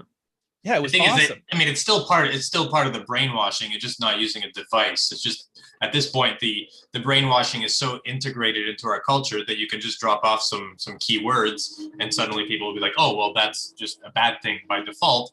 So they said that the authority said that it's linked to this bad thing, therefore And that's how it's anchored. It's like they had someone in Parliament say that Hong Kong was code for Heil Hitler. You know, and like this is our taxpayer money, and they were saying this, you know. And when you have something that simple, it's going to trigger so many people into just a simple reaction, and that is the basis of MK Ultra, basically. I mean, it's also public relations. Let's remember the way you put it, Ryan. Same thing. It is public. Yeah, exactly. Because propaganda. And we remember that propaganda is not a term we like to use in the West because of the Italians. I guess we're racist. So we instead say public relations because Bernays was cool, I guess, you know. Public relations is the original public relations. He didn't invent breakfast. He popularized taking like King Louis's midnight snack and making that the American tradition, like giving people hot and cold, hot fudge and, you know, cold ice cream, like syrups on top of pancakes. These are things that the royals who are obsessed with, you know, give me something hot and cold or I shall kill you because they have nothing left to live for. That became the ideology Really? for the American. Right. Yeah. Breakfast being the most important meal of the day. Why? Because it is ideologically, but we have this idea that Interesting. Canada That's the only reason we similarly- have 3 meals a day was because we wanted to distance ourselves from the savages on the North American continent. right, who actually ate like 6 small like snacks throughout the day. Actually, they have like a nibble of jerky and things like that, and have like a singular meal as a Couple community jerks meal. throughout the day. Yeah, and you have a faster metabolism for that unless you slow down the. Oh, Jordan, that was very Canadian. Anyway, but Canada is a place where public relations has run rampant for about 150 years because they were worried their culture would be erased if they didn't prescribe, not just diagnose, not just describe what people are doing, but prescribe culture. So they're saying, hey, you know, and you saw, were you here during the Winnipeg Nazi invasion scene? Yeah, that was pretty cool. All right, so this idea, so I mean, I think Stefan super chatted to that, like, you know, wouldn't they pretend it's a hoax, right? Like, I think that's the thing, but realistically, it's more important that they presented, hey, this could happen to you. We're running you through the emotional stress of what would happen if this was to happen to you. This is better than American television. This is old Shakespearean real world theater. This is like Orwell's Attack of the Aliens, Attack of the Worlds. Is that what's called? Attack. Dude, imagine Right. the Nazis come over to War North of the America like, we're going to Winnipeg, boys. Let's Of all go." places, yeah. First Winnipeg. stop. Winnipeg? I want to be surrounded by nothing. Let's go. Winnipeg's beautiful. You got some good girls in Winnipeg. I'm sorry, but you know. Name a second town in Manitoba. I'm not gonna do it. No. Nobody I mean- can. Wait. Brandon. Indian Head. Sorry. Wait, really? Yeah, because I have to look. This I up. was reading into a little mosque on the prairie, and where it's actually shot, and there's a statue of a giant Indian head right there. So that stuck out in me. There's no way somebody calls something Indian in Canada. Oh, jeez. No, it's in Saskatchewan. Oh, sorry. Okay, well, all right, wrong province. Having You're said fucked, that, how bud. is that not changed to First Nation head? Yeah, right. Yeah, that's a weird one. They've left that untouched. Yeah. I mean, but it's a cool. Saskatchewan's cool. I mean, having Dude, a that's name the like N-bomb for Saskatchewan. Canada right there. I'm telling you. Yeah, Yeah? it is. Yeah, dude. There we go. Yeah. There's one for you for the podcast. Yeah. I find that interesting because like Indian, it doesn't come from the word Indios, meaning God's people. Like, right. So what do you think? Why is it such a bad term? Oh, they just told us one day that it's an N-bomb. Something about the residential schools. Right. We're And so what are you looking supposed for- to say instead? Oh, what is it now? First It was Nation. Aboriginal, then First First Nation. Nations. So Aboriginals Natives. Aboriginal's weird because it's original, meaning not original. Okay, so that's already kind of suspect. Yeah, it, like slowly shifted over the years. Like, And then you that said- one's racist now. And I think you guys are right, First Nations. Native American's kind of gross because it's got American in it. So you said the native, and then Yeah, you we're guys are not native. American. So now they're First Nation. First Nation's kind of interesting. So they're a nation. So what does that mean? Do they have what kind of rights are we extending I mean, to the guys who gave you, I'm not touching this. Anybody want to touch this? It's a lot. Money to buy trucks. I'm not touching this. I'm going to hold my Hillary Clinton while you tell me what you guys did for your First Natives. Tell me more. Well, we just let one run rampant in Saskatchewan, murdering a bunch of other natives. That was pretty cool. So what was the deal with that? Right? Who was that? Stabbing spree, man. Oh yeah, it's true. Cool, babe. I was that was recent. That was 10 people got stabbed recently. I thought it was 15. Maybe it is. Last I read was 10. But they basically they censored any comments on it because for sure people would have been like, oh, if only there was knife control, we wouldn't have this horrible thing. Yeah. I'm sorry, I'm laughing at knives. I think knife control is really funny because the next thing is spoons, right? And eventually you're eating celery in your prison. After that, it's fist control. So they're gonna put weights on all our bodies like Harrison Bergeron or something. Yeah. 10 Saskatchewan stabbing victims and how their loved ones are remembering them. The 9 people killed at James Smee Cree Nation. Oh, that's terrible. And 1 in Weldon, Saskatchewan were loved in their community and are mourned by the family and friends. Who killed them? Why? Was it some crazy white guy who was upset at natives? These other 2 First Nations guys, allegedly. I'm trying to word this well. I don't know how to do it. That's all right. 2 First Nations. 2 First Nation guys walk into a bar and then they open fire. They literally went like Tutsu Rwandan here, where they were going door to door stabbing. Apparently, there was already warrants out on them because they had broken parole from before. The cops couldn't be bothered. And then they didn't inform the public about it at first. And they're kind of, I don't know, you're getting conflicting information about this, but it's just like Halifax all over again, where the RCMP, who always gets their man, was like corruptly inept for this whole time. And I don't even know how they ended up, like, apparently they caught him and then he died of like a heart attack afterwards, which bullshit. Like for all we know, these are classic like MK Ultra brainwashing, like they just got unleashed and we don't actually know much else, Fun fact, I heard that the is it a Ojibwa word? I don't know, I'm sure in Canada it's similar, because I heard that in Canada that often the word for police in native languages is kidnapper, because often they would just take your kids. What? Yeah, because they just take your kids. Like in the 19th century, a lot of the time, just like if you're not doing something the way they want, or they want to they put them in a Catholic school, put them in a foundry, some orphanage, and they can re-raise them as more Canadian people. The residential schools. Do you really want to go there? I do. Tell me about the Scots. That's an episode for sure. Oh, God. That's an entire episode. How long did they started in like the 1890s? They finished it in the 1970s. Catholics tried to de-savagize. 96, the last 96. All right, this is how excited I am. Every letter came with several letters when I tried to type it. Residential school in Canada. What do I do? Where do I look? Where do I go? This is a huge. You'd be better off looking up native killings in residential schools. Before we go here, Jeff, Canada's slavery, essentially. Basically, they kidnapped a bunch of kids and then they couldn't take care of all of them properly, and they just ended off burying the dead ones or killing them. Have you heard of orphan trains? Yeah, this is way worse than orphan trains. So this is worse than I would say. The priests were diddling kids. The priests were like letting kids die. They were burying them in the backyard. Like, I'm connecting the idea that this school probably had Canadians from all over Canada and not just from the immediate community. Is that right? Is that the idea? They were brought here from all over? It was just from all the reservations. Right. So specifically this. So they kidnapped oh my God, this is brutal. Okay. This is essentially all the disposable people that they could just do whatever they wanted with. So, when you hear about like child trafficking, can you imagine just how much they must have done with this? Just free access without parents' consent necessary. Just we're the government, we can take them.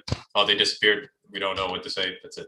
Wow. Canadian First Native sterilization. What's interesting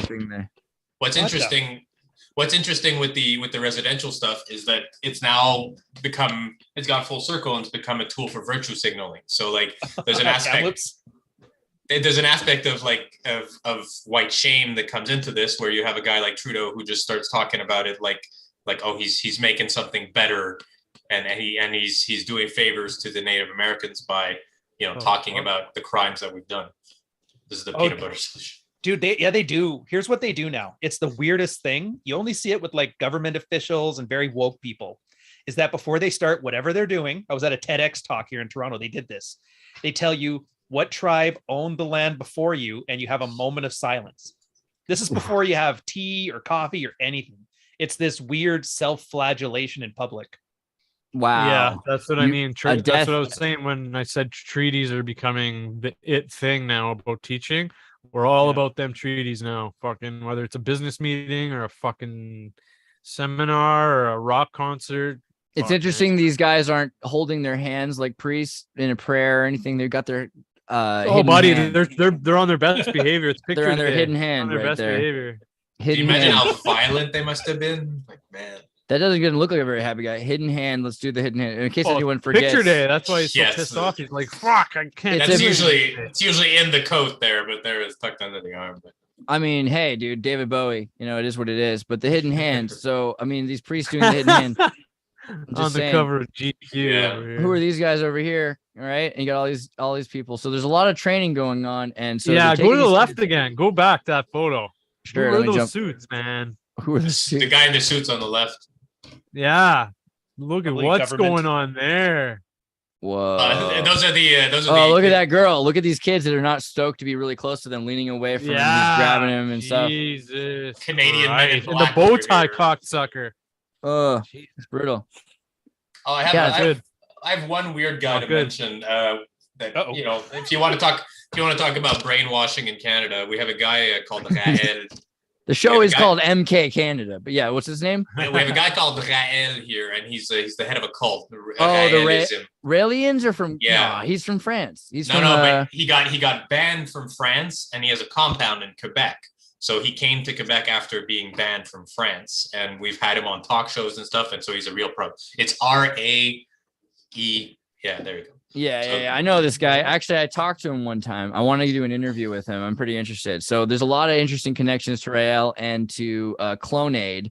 Let me do this real quick. Clonaid Eve. Rael said in 1997, and here's the Fox News article about it, that their successful clone Eve is alive, living in Israel, created from an in vitro care from the Clonaid company, right? So Clonaid is a company that was created by, oh, you're not going to show me pictures, created by, members of the Raelian cult. Let's also remind people what the Raelian cult's symbol Dude, that is. was such a GeoCities website there. That was awesome. They are super old school. Yeah, man. But look at that. Look at that like suspect logo. It's like a swastika Seriously. and a Star of David That's and a sketchy spiral. as fuck. It's Yeah, interesting. they are very strange people.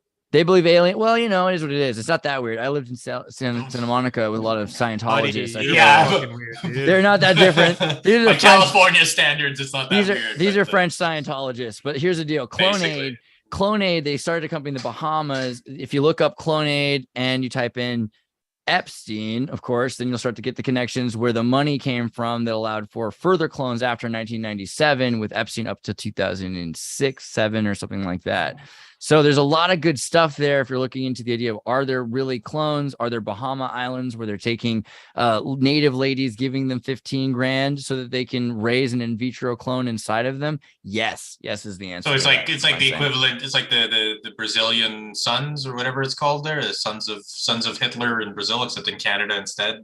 Yeah, like the boys in Brazil. Well, it's Boys in Brazil. but they're Epstein's. There's the Such Carmen. a Canadian thing. Take some awesome thing, slap a Canadian logo on it, make it second tier. I'll take it. I'll take Canada. Anyway, there's also the Netflix show Carmen Sandiego, which is all about this idea of cloned orphans, etc., that are all being raised by super soldiers with genetic modifications. Triangle, dude. Look at that Yeah. triangle. What's Let's get going to that. on? Boom. She's part of that group right there. A lot of hidden hands in this Netflix show for kids. Illuminati confirmed. Yeah. I don't know. Canada's got a lot of weird stuff going on. That cartoon is animated in Toronto by former members of the Vancouver Art School that work for Nelvana and CBC. And you guys do Babar. You guys do all the crazy shows. Anything that nobody Babar's cares fucking about. weird. We fucked This with is the thing. Babar. Anything that nobody wants to pay for, the Canadian government pays to make it happen. Right? Reboot, bro. Reboot. Reboot. Reboot. But who's demanding Babar? It's literally like 6 royal family members who are like, my great grandmother, the Nobody. queen, read me Babar. Cartoons You're for the only old guy people. who's ever seen Little House on the Prairie that I've ever met. I'm just saying.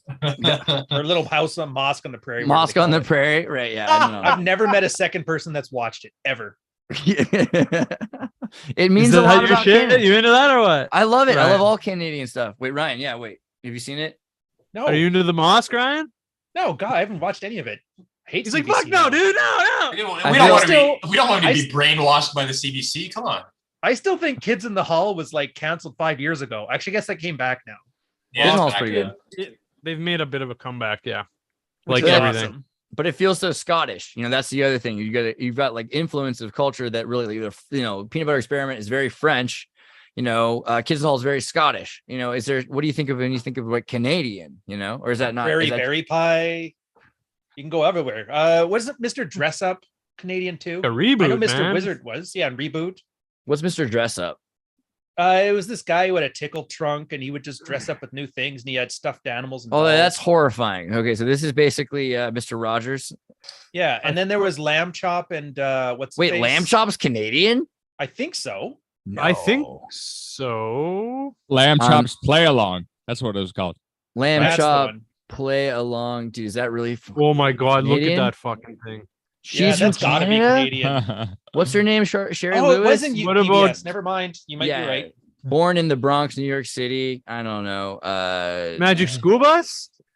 Is Magic School Bus? I don't know. The PBS. Friendly Giant might have been The Canadian. the Berenstein Bears. The place they we must have been. the place we cross over is PBS because We got- PBS represents American propaganda and We got- American propaganda and Canadian propaganda are like linked.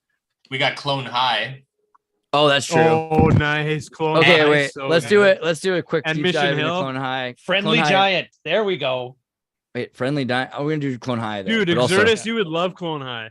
I love Clone High. Way back in the 1980s, secret government employees dug up famous guys and ladies and made amusing genetic copies. Now their clones are sexy teens, and they're gonna make it if they try learning, loving, sharing. Now it's time to watch Clone High. Yeah, I did get the Canadian mind control pretty deep. But so this is a Canadian show. What's this? The Friendly Giant? No, How is the this one up Canadian? top left. It's Friendly this guy. Pervert. He lives in a castle and he has a giraffe and a I remember chicken this. in a And what's bag, what's the ideology here? What are they trying to teach you? If I you don't could fucking even friendship? know, man. Yeah, You I gotta don't think- remember it either.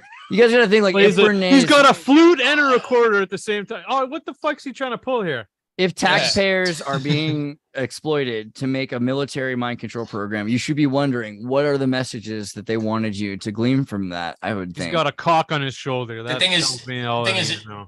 It's not just about a message. It's also just about consumption itself. So like it's about a feeling. Yeah. because like when you have kids, they're glued to a television whether the content is good or not, and so you just have a sort of an aspect of brainwashing that is just about consumerism in of itself without necessarily having some sort of repeated message. Like the repeated message can be no message. It can be empty your mind, just don't think too much and like consume this stuff, which is what a lot of Canadian television really feels like.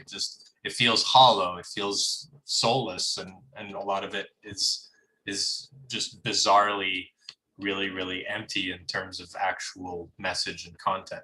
Man, Like, but if you Clone look- High was great. The idea that mind controlled clones of the but- US presidents. Clone High was short-lived for a reason, though. It's You know? so good, man. It was too good for Canadian television. You know what they did? It. The dudes who made Clone High went on to make the Lego movie. And so the Lego movie, yeah. So let me go Lego movie, and the Lego That wasn't movies, the Lego movie. yeah, right, kinda though, kinda in its own way. But the deal with the Lego movie is it's connected to the Danish crown and the idea of the law of Jante, right? Law of Jante it seems like a very Canadian law. You might not have heard of it because it's not a Canadian law that you would use, but it's the law of the Scandinavians and the Scandinavian Viking tribes, and it seems like something the Canadians believe. Because in America, you say, hey, you're special, right? And you're a special kid. But the 10 rules of the state for Jante were you're not to think you are anything special. You're not to think that you're as good as us. You're not to think you're smarter than us. You're not to convince yourself that you're better than us. You're not to think that you know more than us. You're not to think that you're more important than us. You're not to think you're good at anything. You're not to laugh at us. You're not to think anyone cares about you. You're not to think that you can teach us anything. Is that It's the not Liberal like Party of Canada? You just sum it up and be like, "You're shit, dog." Doesn't that kind of feel like Canada? Because like you guys are all humbled in a way. Like, well, I don't know. I mean, I might be an expert, but I'm humble about it, right? And would they do that to you? What do you think? Well, we see the Laurentian elite doing stuff like that. Yeah. Hey, say that again. Laurentian. Yeah, the Laurentian elite. Laurentian elite. I think it's how you spell it.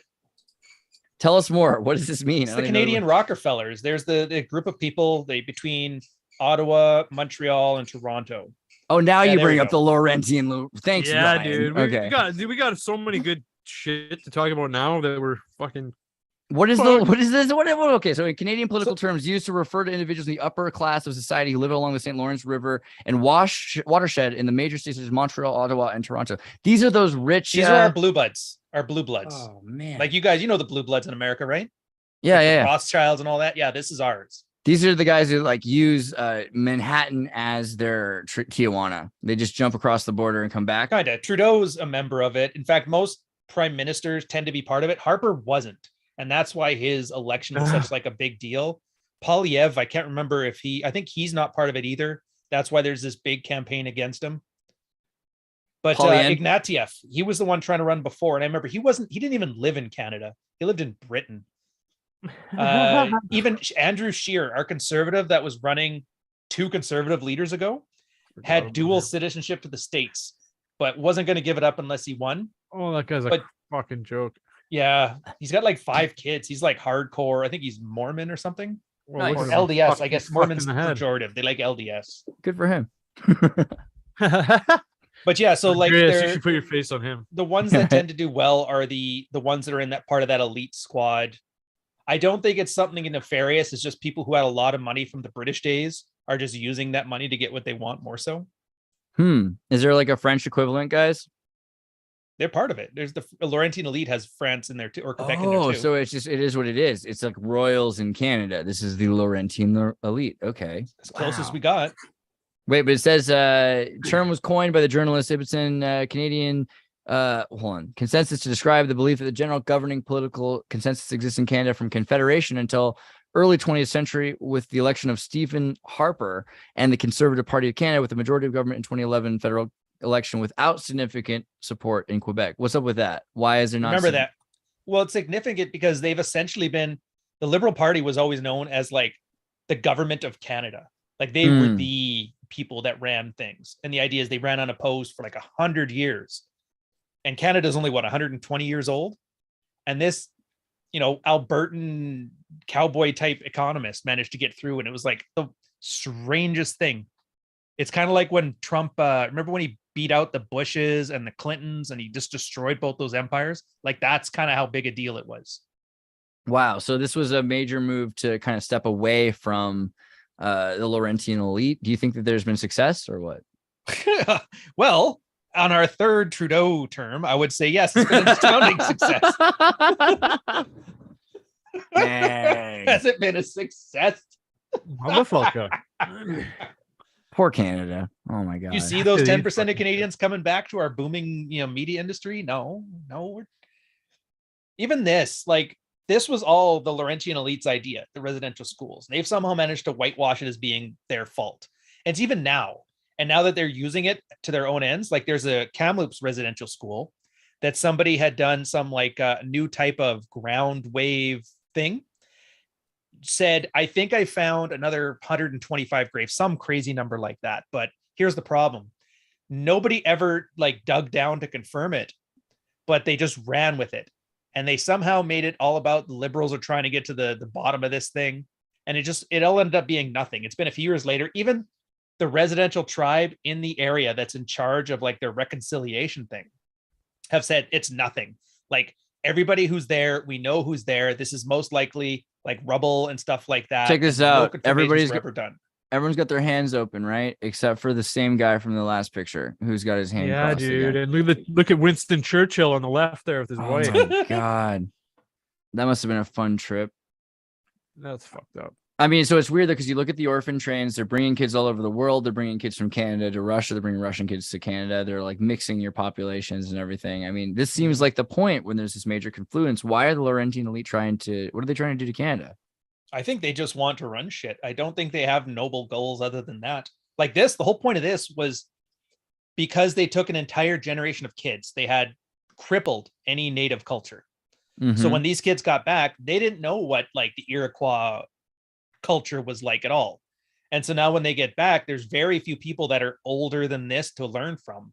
And so they've just been decimated. And that's why you have a lot of these problems. It's all of a sudden one day I take you out of America, take everybody your age and younger out of America for 100 years. And then you guys have to go back in America and reintegrate. It'd be hard. You wouldn't know anything about American culture, right? So it's kind of it's a Maoist cultural Totally revolution. Totally was. So yeah, Canada, and here's the thing: it's like it's in the past now, like recent past. We've made amends to it. It's like South Africa, but the Canadian culture, like we got to own this too. But we kind of try to shy away from it. Mostly, what the government does is just throw money at people so they be quiet. They don't actually try to fix problems. Like right now, a lot of tribes don't have running water. It's crazy that we both did these horrendous things and then would rather look like we're solving them, but not solving them. And this is where I think the Laurentian elite is just really like an out of touch group. They just want to feel good about themselves. They want to consolidate the power they have, and they don't really care who it hurts as long as they look good at the dinner party. I think that's the best. Am I accurate? Am I going off the radar here, guys? I think you got the right temperature, man. Oh, there he is. Sailor fuck. Man of the people. Gay. So I mean, yeah, and so obviously I can't ever do an episode without talking about it. But Trudeau and Castro, let's just do it. What do you guys think? I mean, yeah, do it, man. I think it's very plausible. The mom was shagging everyone from Mick Jagger to Fidel Castro. So, I mean, I that's don't an want to interesting make him thing. that cool because people thought Castro was cool. Nobody thought Trudeau. Well, I guess, yeah, I'd rather he not. Pierre, people like Pierre. There's that group that like Pierre. I think a lot of people thought Castro was like a friend, Communists. the enemy of my enemy kind of a thing. Like, well, that guy's kind of like I fighting just don't want against- some edgy, woke high school kid and college kid wearing a Trudeau shirt like a Che Guevara thing. I don't want to. Oh, that'll never happen. No. I Oh, want. bro. I want to make one, except he has blackface on. Oh, dude, Yes. I was at the hospital like a couple of weeks back, and some guy had this Trudeau shirt, and I looked over, and I'm like, fucking Toronto. And I was about to I'm like, do I make a scene? Is this Twitter or is this real life? And then I look over, and he had half Castro, half Trudeau, and it had Nice. Trudeau on the top. I just Fuck tapped yeah. on the shoulder. I'm like, dude, greatest shirt. And then he's like, thanks, man. Looks over to his girlfriend. He's like, I get that like every day. Might have been He's my like, dad. see, honey, it's cool. Yeah. Oh, it makes me laugh. My God. Well, I mean, we're kind of hitting kind of like a point at near the end there. Do you guys want to start? Is there anything you want to share before I share your, links and where they can find more of your content? I know, No, Jordan, you had something you were going to share about Canada at some The point. Canadians are too shy. Yeah, Right. I mean, I think my topic probably best to save it for next time because there's so much shit that we can get into. So I think I'm gonna be an asshole and just pocket it for now. Dang. Aw, Because man, then you well- have to invite me back. Yeah, well, I'm gonna. gonna invite you back. You should still do it anyway. What was the thing? It was about World War Camp II. X. Camp X. Are any of you guys familiar with Camp X? Yes. Let's do a Yeah. camp. Let's just jump into Yeah, it. man. If you guys are okay, we'll go like a little. Sure, let's do it. Yeah, let's go. I through can go Camp as long as you want. So I mean, I what, just thought you were on a time limit. I just want to do. I'm curious about this. This is really crazy. So in Ontario, Canada, Camp X, with the unofficial name of the Secret Special Training School, numbers 103, Second World War British paramilitary installation for training covert agents in the method of required for success in clandestine operations. There's a movie about this called The Experts with John Travolta, kind of kidding here, but where they take Canadians out of Toronto and they bring them to the KGB's Soviet island where they're trained how to make a fake America town that they have to update because it hasn't been updated since the 1950s. But what do you guys think about? Oh yeah, this is that movie. Very good movie. I think it's probably the best John Travolta movie ever, and it has that guy who's also Canadian, but I forget his name. You know what I mean? Oh, that guy. Jeez. That Guy guy, from right? Mannequin. Right? Oh, is he? Is he a I don't know. mannequin? I don't think. Is so. anybody gonna know? I watched Mannequin. I watched Mannequin 1, 2, and 3. Well, and the prequel because I call Mannequin 1, Mannequin 2 because there's Mannequin 0, which is another. Anyway, Is that let's today's special? We'll do it another time. Camp X though. Camp X. What is Camp X? Tell me about this really quickly. What is this? What is The this? training camp, man. They trained secret agents there. It was just outside Toronto, essentially, which is now known as the city of Pickering. And aside from the really cool, interesting stuff of it being the secret agent training grounds where U.S. soldiers and British soldiers were trained to do these really, really high class and very significant missions throughout World War II. There's also some interesting characters that pop up around there, including Ian Fleming and essentially that's where he got a lot of his main cookie cutter concepts for the James Bond series, such as every movie kind of has the Q scene where he gets the new car, the new gadgets, all that shit. Well, that was I think Station Q it was called, which is, anyone who's familiar with Toronto, that is now known as Casa Loma. And my friend, Lynn Philip Hodgson, who he's got a few books on the topic, I suggest you checking out Inside Camp X. He just opened up a museum at Casa Loma about Camp X. But another interesting little tidbit is I think the screenplay writer for Goldfinger, which was, I think, one of the, I don't know, third, give or take, one of the first Bond movies. It turned out to be the most successful screenplay, and a lot of the concepts that aren't recycled in the Bond movies are found in Goldfinger alone, such as if you remember in Goldfinger, he's got this really obscure training facility where he's training all these women and intricate soldiers with all these, unknown fighting tactics and different gadgets. Well, that's what Camp X was. So yeah, it's an awesome topic, man. Wow. So basically, you think about the mind control and all the technology, and people don't think about Canada's spying, but of course, Canadians that could speak with a British accent, a French accent, and an American accent would be very well placed, and you could find someone who could do that in Canada. And of course, even if you couldn't do the French accent, you could only do the French accent, you could have multiple spies. But the amount of technology that they had in Canada too, I mean, this is insane. Yeah, no, it's cool. There's a lot of stuff there. There's a lot of stuff if you don't even have to dig too deep, and there's a lot of interesting stories there. And what do you guys have you guys heard of? I was going to ask, have you other Canadians heard of Camp X? Is this something you guys have heard of before? Not till I joined the military. No. Well, okay, wait, what? This should be in history. This should be in Canadian history, man. So when you join the military, what do they tell you? What? Well, it's mostly just boilerplate stuff. Like, you kind of find out about the history. A lot of guys started becoming gun collectors, and then you hear about our special forces. And this carries on over to JTF2 and that. Yeah, it's just little things like that. What's JTF2? JTF2 is our special forces, Joint Task Force 2. Oh, they do everything. And they weren't even known. We were actually good because nobody knew what our special forces was called till like 1998 or something like that either. Well, what's the failure rate? That's how you know they're good. The failure rate of guys washing out. Yeah. Oh, dude, I just know that's high. They only have 100%, 100% washout rate. That's how fucking good we are. But there was Randy signed up, but he lasted a day. He said a day. But there were some interesting things. The JTF2 had taken prisoners. There's some some humanitarian crises, right? That were before Guantanamo Bay, with the Royal Air Force and with the JTF2. Is that right? No, you're thinking the paratroopers in Rwanda, the ones where they were torturing kids, or? Well, let's pull that up. I mean, there's Casa Loma right there. Let's see here. Paratroopers Rwanda. That's not how you spell Rwanda, is it? Okay, Canada. I think it was Rwanda. Anyways, we don't have paratroopers anymore. They disbanded their regiment because of that. Okay, because they were torturing kids or something. Yeah, we had to do like a big apology for it in the 2000s. Yeah, I remember the idea there were Canadians that were, but all of our special forces stuff came out of like Camp X, like that kind of where it all got its start from. And so, like, Camp X is not just a training facility; it's also where Q facility is for. Well, yeah, they just close it down. They thought this is great. Let's expand it elsewhere, and that's where all these other things came from. Yeah. So in Casa Loma is in Toronto, so it's a little ways away from Camp X, but yeah. How close is Eureka to Camp X? You know what I mean? Like, is there like a group of Canadians on like some satellite town that are being raised? What the fuck is this? You never seen Eureka?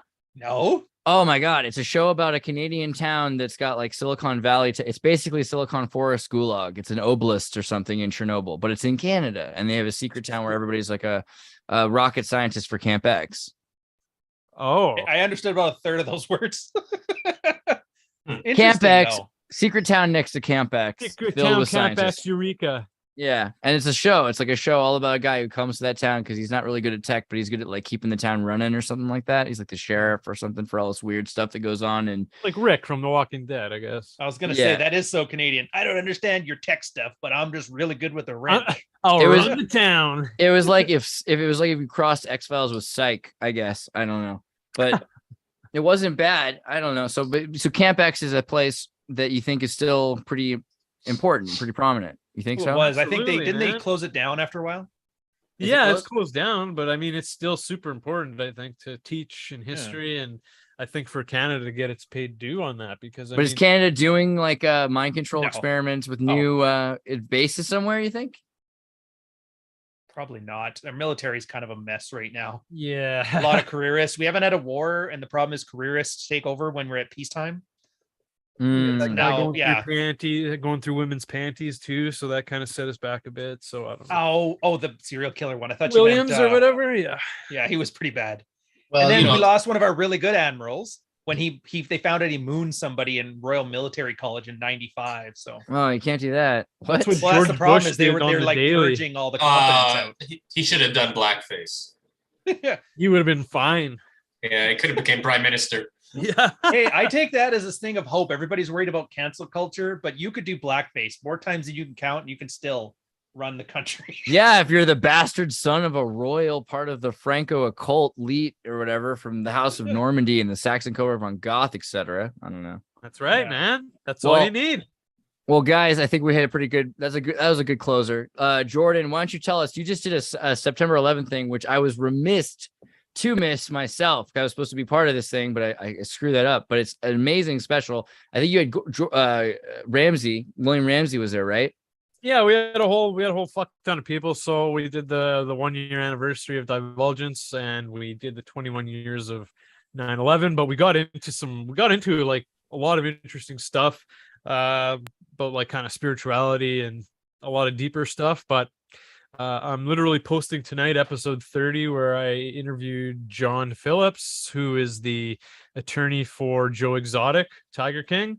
Oh, nice. So if you guys are familiar with Tiger King at all, check it out, because that was a great episode. But I'm on YouTube, BitChute, Rumble, and Odyssey. Check me out, Divulgence Podcast, and then the audio is available anywhere you want. Subscribe, send me a message on Twitter, Divulgence Pod, say hey. Anything, man. Come say hey, whatever. Check me out. Get on this guy's show, because he does some pretty great stuff, and he has some pretty interesting conversations with some pretty great people. Also, Ryan Stone, I've got one of your channels here. What's your other channel called again? The other one's Digital Ryan, but right now they're both kind of on pre-recorded stuff because I'm trying to finish book 2. So until the end of August, I promised myself no podcast, but damn it, you're persuasive. I'm really stoked that you made it. And also, guys, don't act like that doesn't mean that there's a million episodes here worth watching. Like, I've been actually crushing on some of this stuff because he's got a great, and he's got his playlist too. Oh, there's my favorite one, dude. That's my favorite thing the last 6 months, where Andrew Tate is pulling like a wrestling promo calling me an asshole. Right. So, I mean, these are clutch. I really think you gotta jump onto Ryan Stone, get yourself hooked onto some serious. I mean, if you want to get like tartar pilled, ruby pilled in your mouth, like it's a Ryan pill, I think is the way to go. Thank you. I think. How can we reach you, Ryan? How can I reach you? Oh, the easiest way is Twitter. I've already added you on Divulge Podcast to my Twitter there. Twitter is the easiest one because that's the one I'm on most of the time. And then beyond that, honestly, just go to ryanstone.com/newsletter. So for my second book, it's working title is called Praxis. It's essentially everything about the red pill that marketers don't talk about. Thank God, that's actually effective with sex and relationships and that. You can sign up to that. And what happens is as I finish the editing, I release excerpts of that. So you can kind of follow the book in real time. It'll be the follow-up to Fuck Files, Lessons from a Decade of Women. It's like Jordan Peterson if you got laid more than once. So I don't mean to shit on him. I like the guy. I shouldn't even be saying that, but whatever. It's fun. Change when you meet people. Skydiving. What was that? This is the thing. I felt like you're either Joey B. Tunes or you are going to have to do something on the skydiving death of Canadian social media influencer Miss Canada semifinalist Tanya Pardazzi. And I'm not pull the shoot. I'm not trying to make you feel like she's like the most brave Canadian or something, but like it's definitely a story that needs to be explored. Why not? Vince, yeah, that's me right there. I love you. And Vince, also tell me if we're going to try to get in touch with you, Advanced Philosophy Memes, what do you want? You can find me on Facebook. I have an artist page, Vincent Smith Art Realm. Let me jump. Hold on. I put it in the chat here. Oh, there we go. That's brilliant. Okay. I'm also currently working with some friends. We have a group on Facebook called Mid Trip, and we're making some.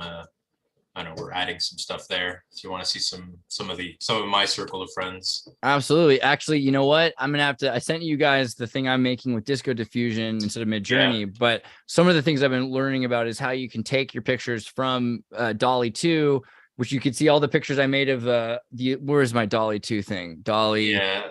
You saw I had the Illuminati. Yeah, I saw a bunch of them that you made. Yeah. I made like Canadian hockey players around a Masonic lodge table doing a ritual, which I thought was really fun. Yeah, it's a little primitive. Dolly?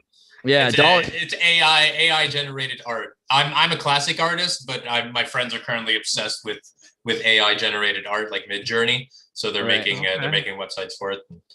So like I'm trying to compete with AI art to basically up my game basically.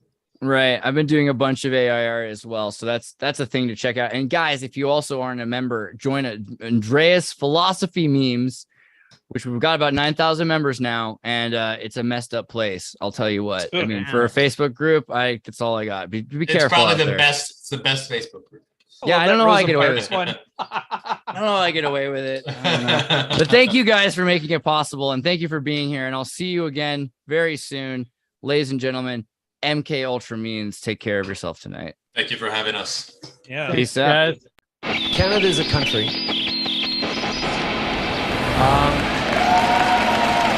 Waves of people came to this country, were welcomed by the folks who have lived here for millennia, the First Nation. And built this society with waves of people fleeing religious persecution, fleeing tyranny, fleeing to try and build a better life for themselves here than they had back home.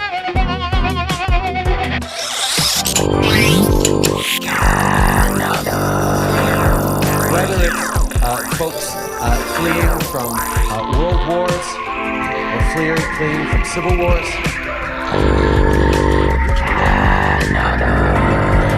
these people always want the same thing: to be able to live in peace,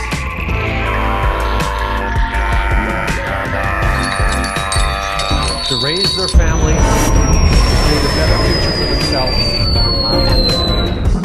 And that is what generations created, this extraordinary diverse society we have. Now, Canada remains one of the only countries in the world where citizens are, by and large, positively inclined. And one of the reasons we are that way is because Canadians have confidence in our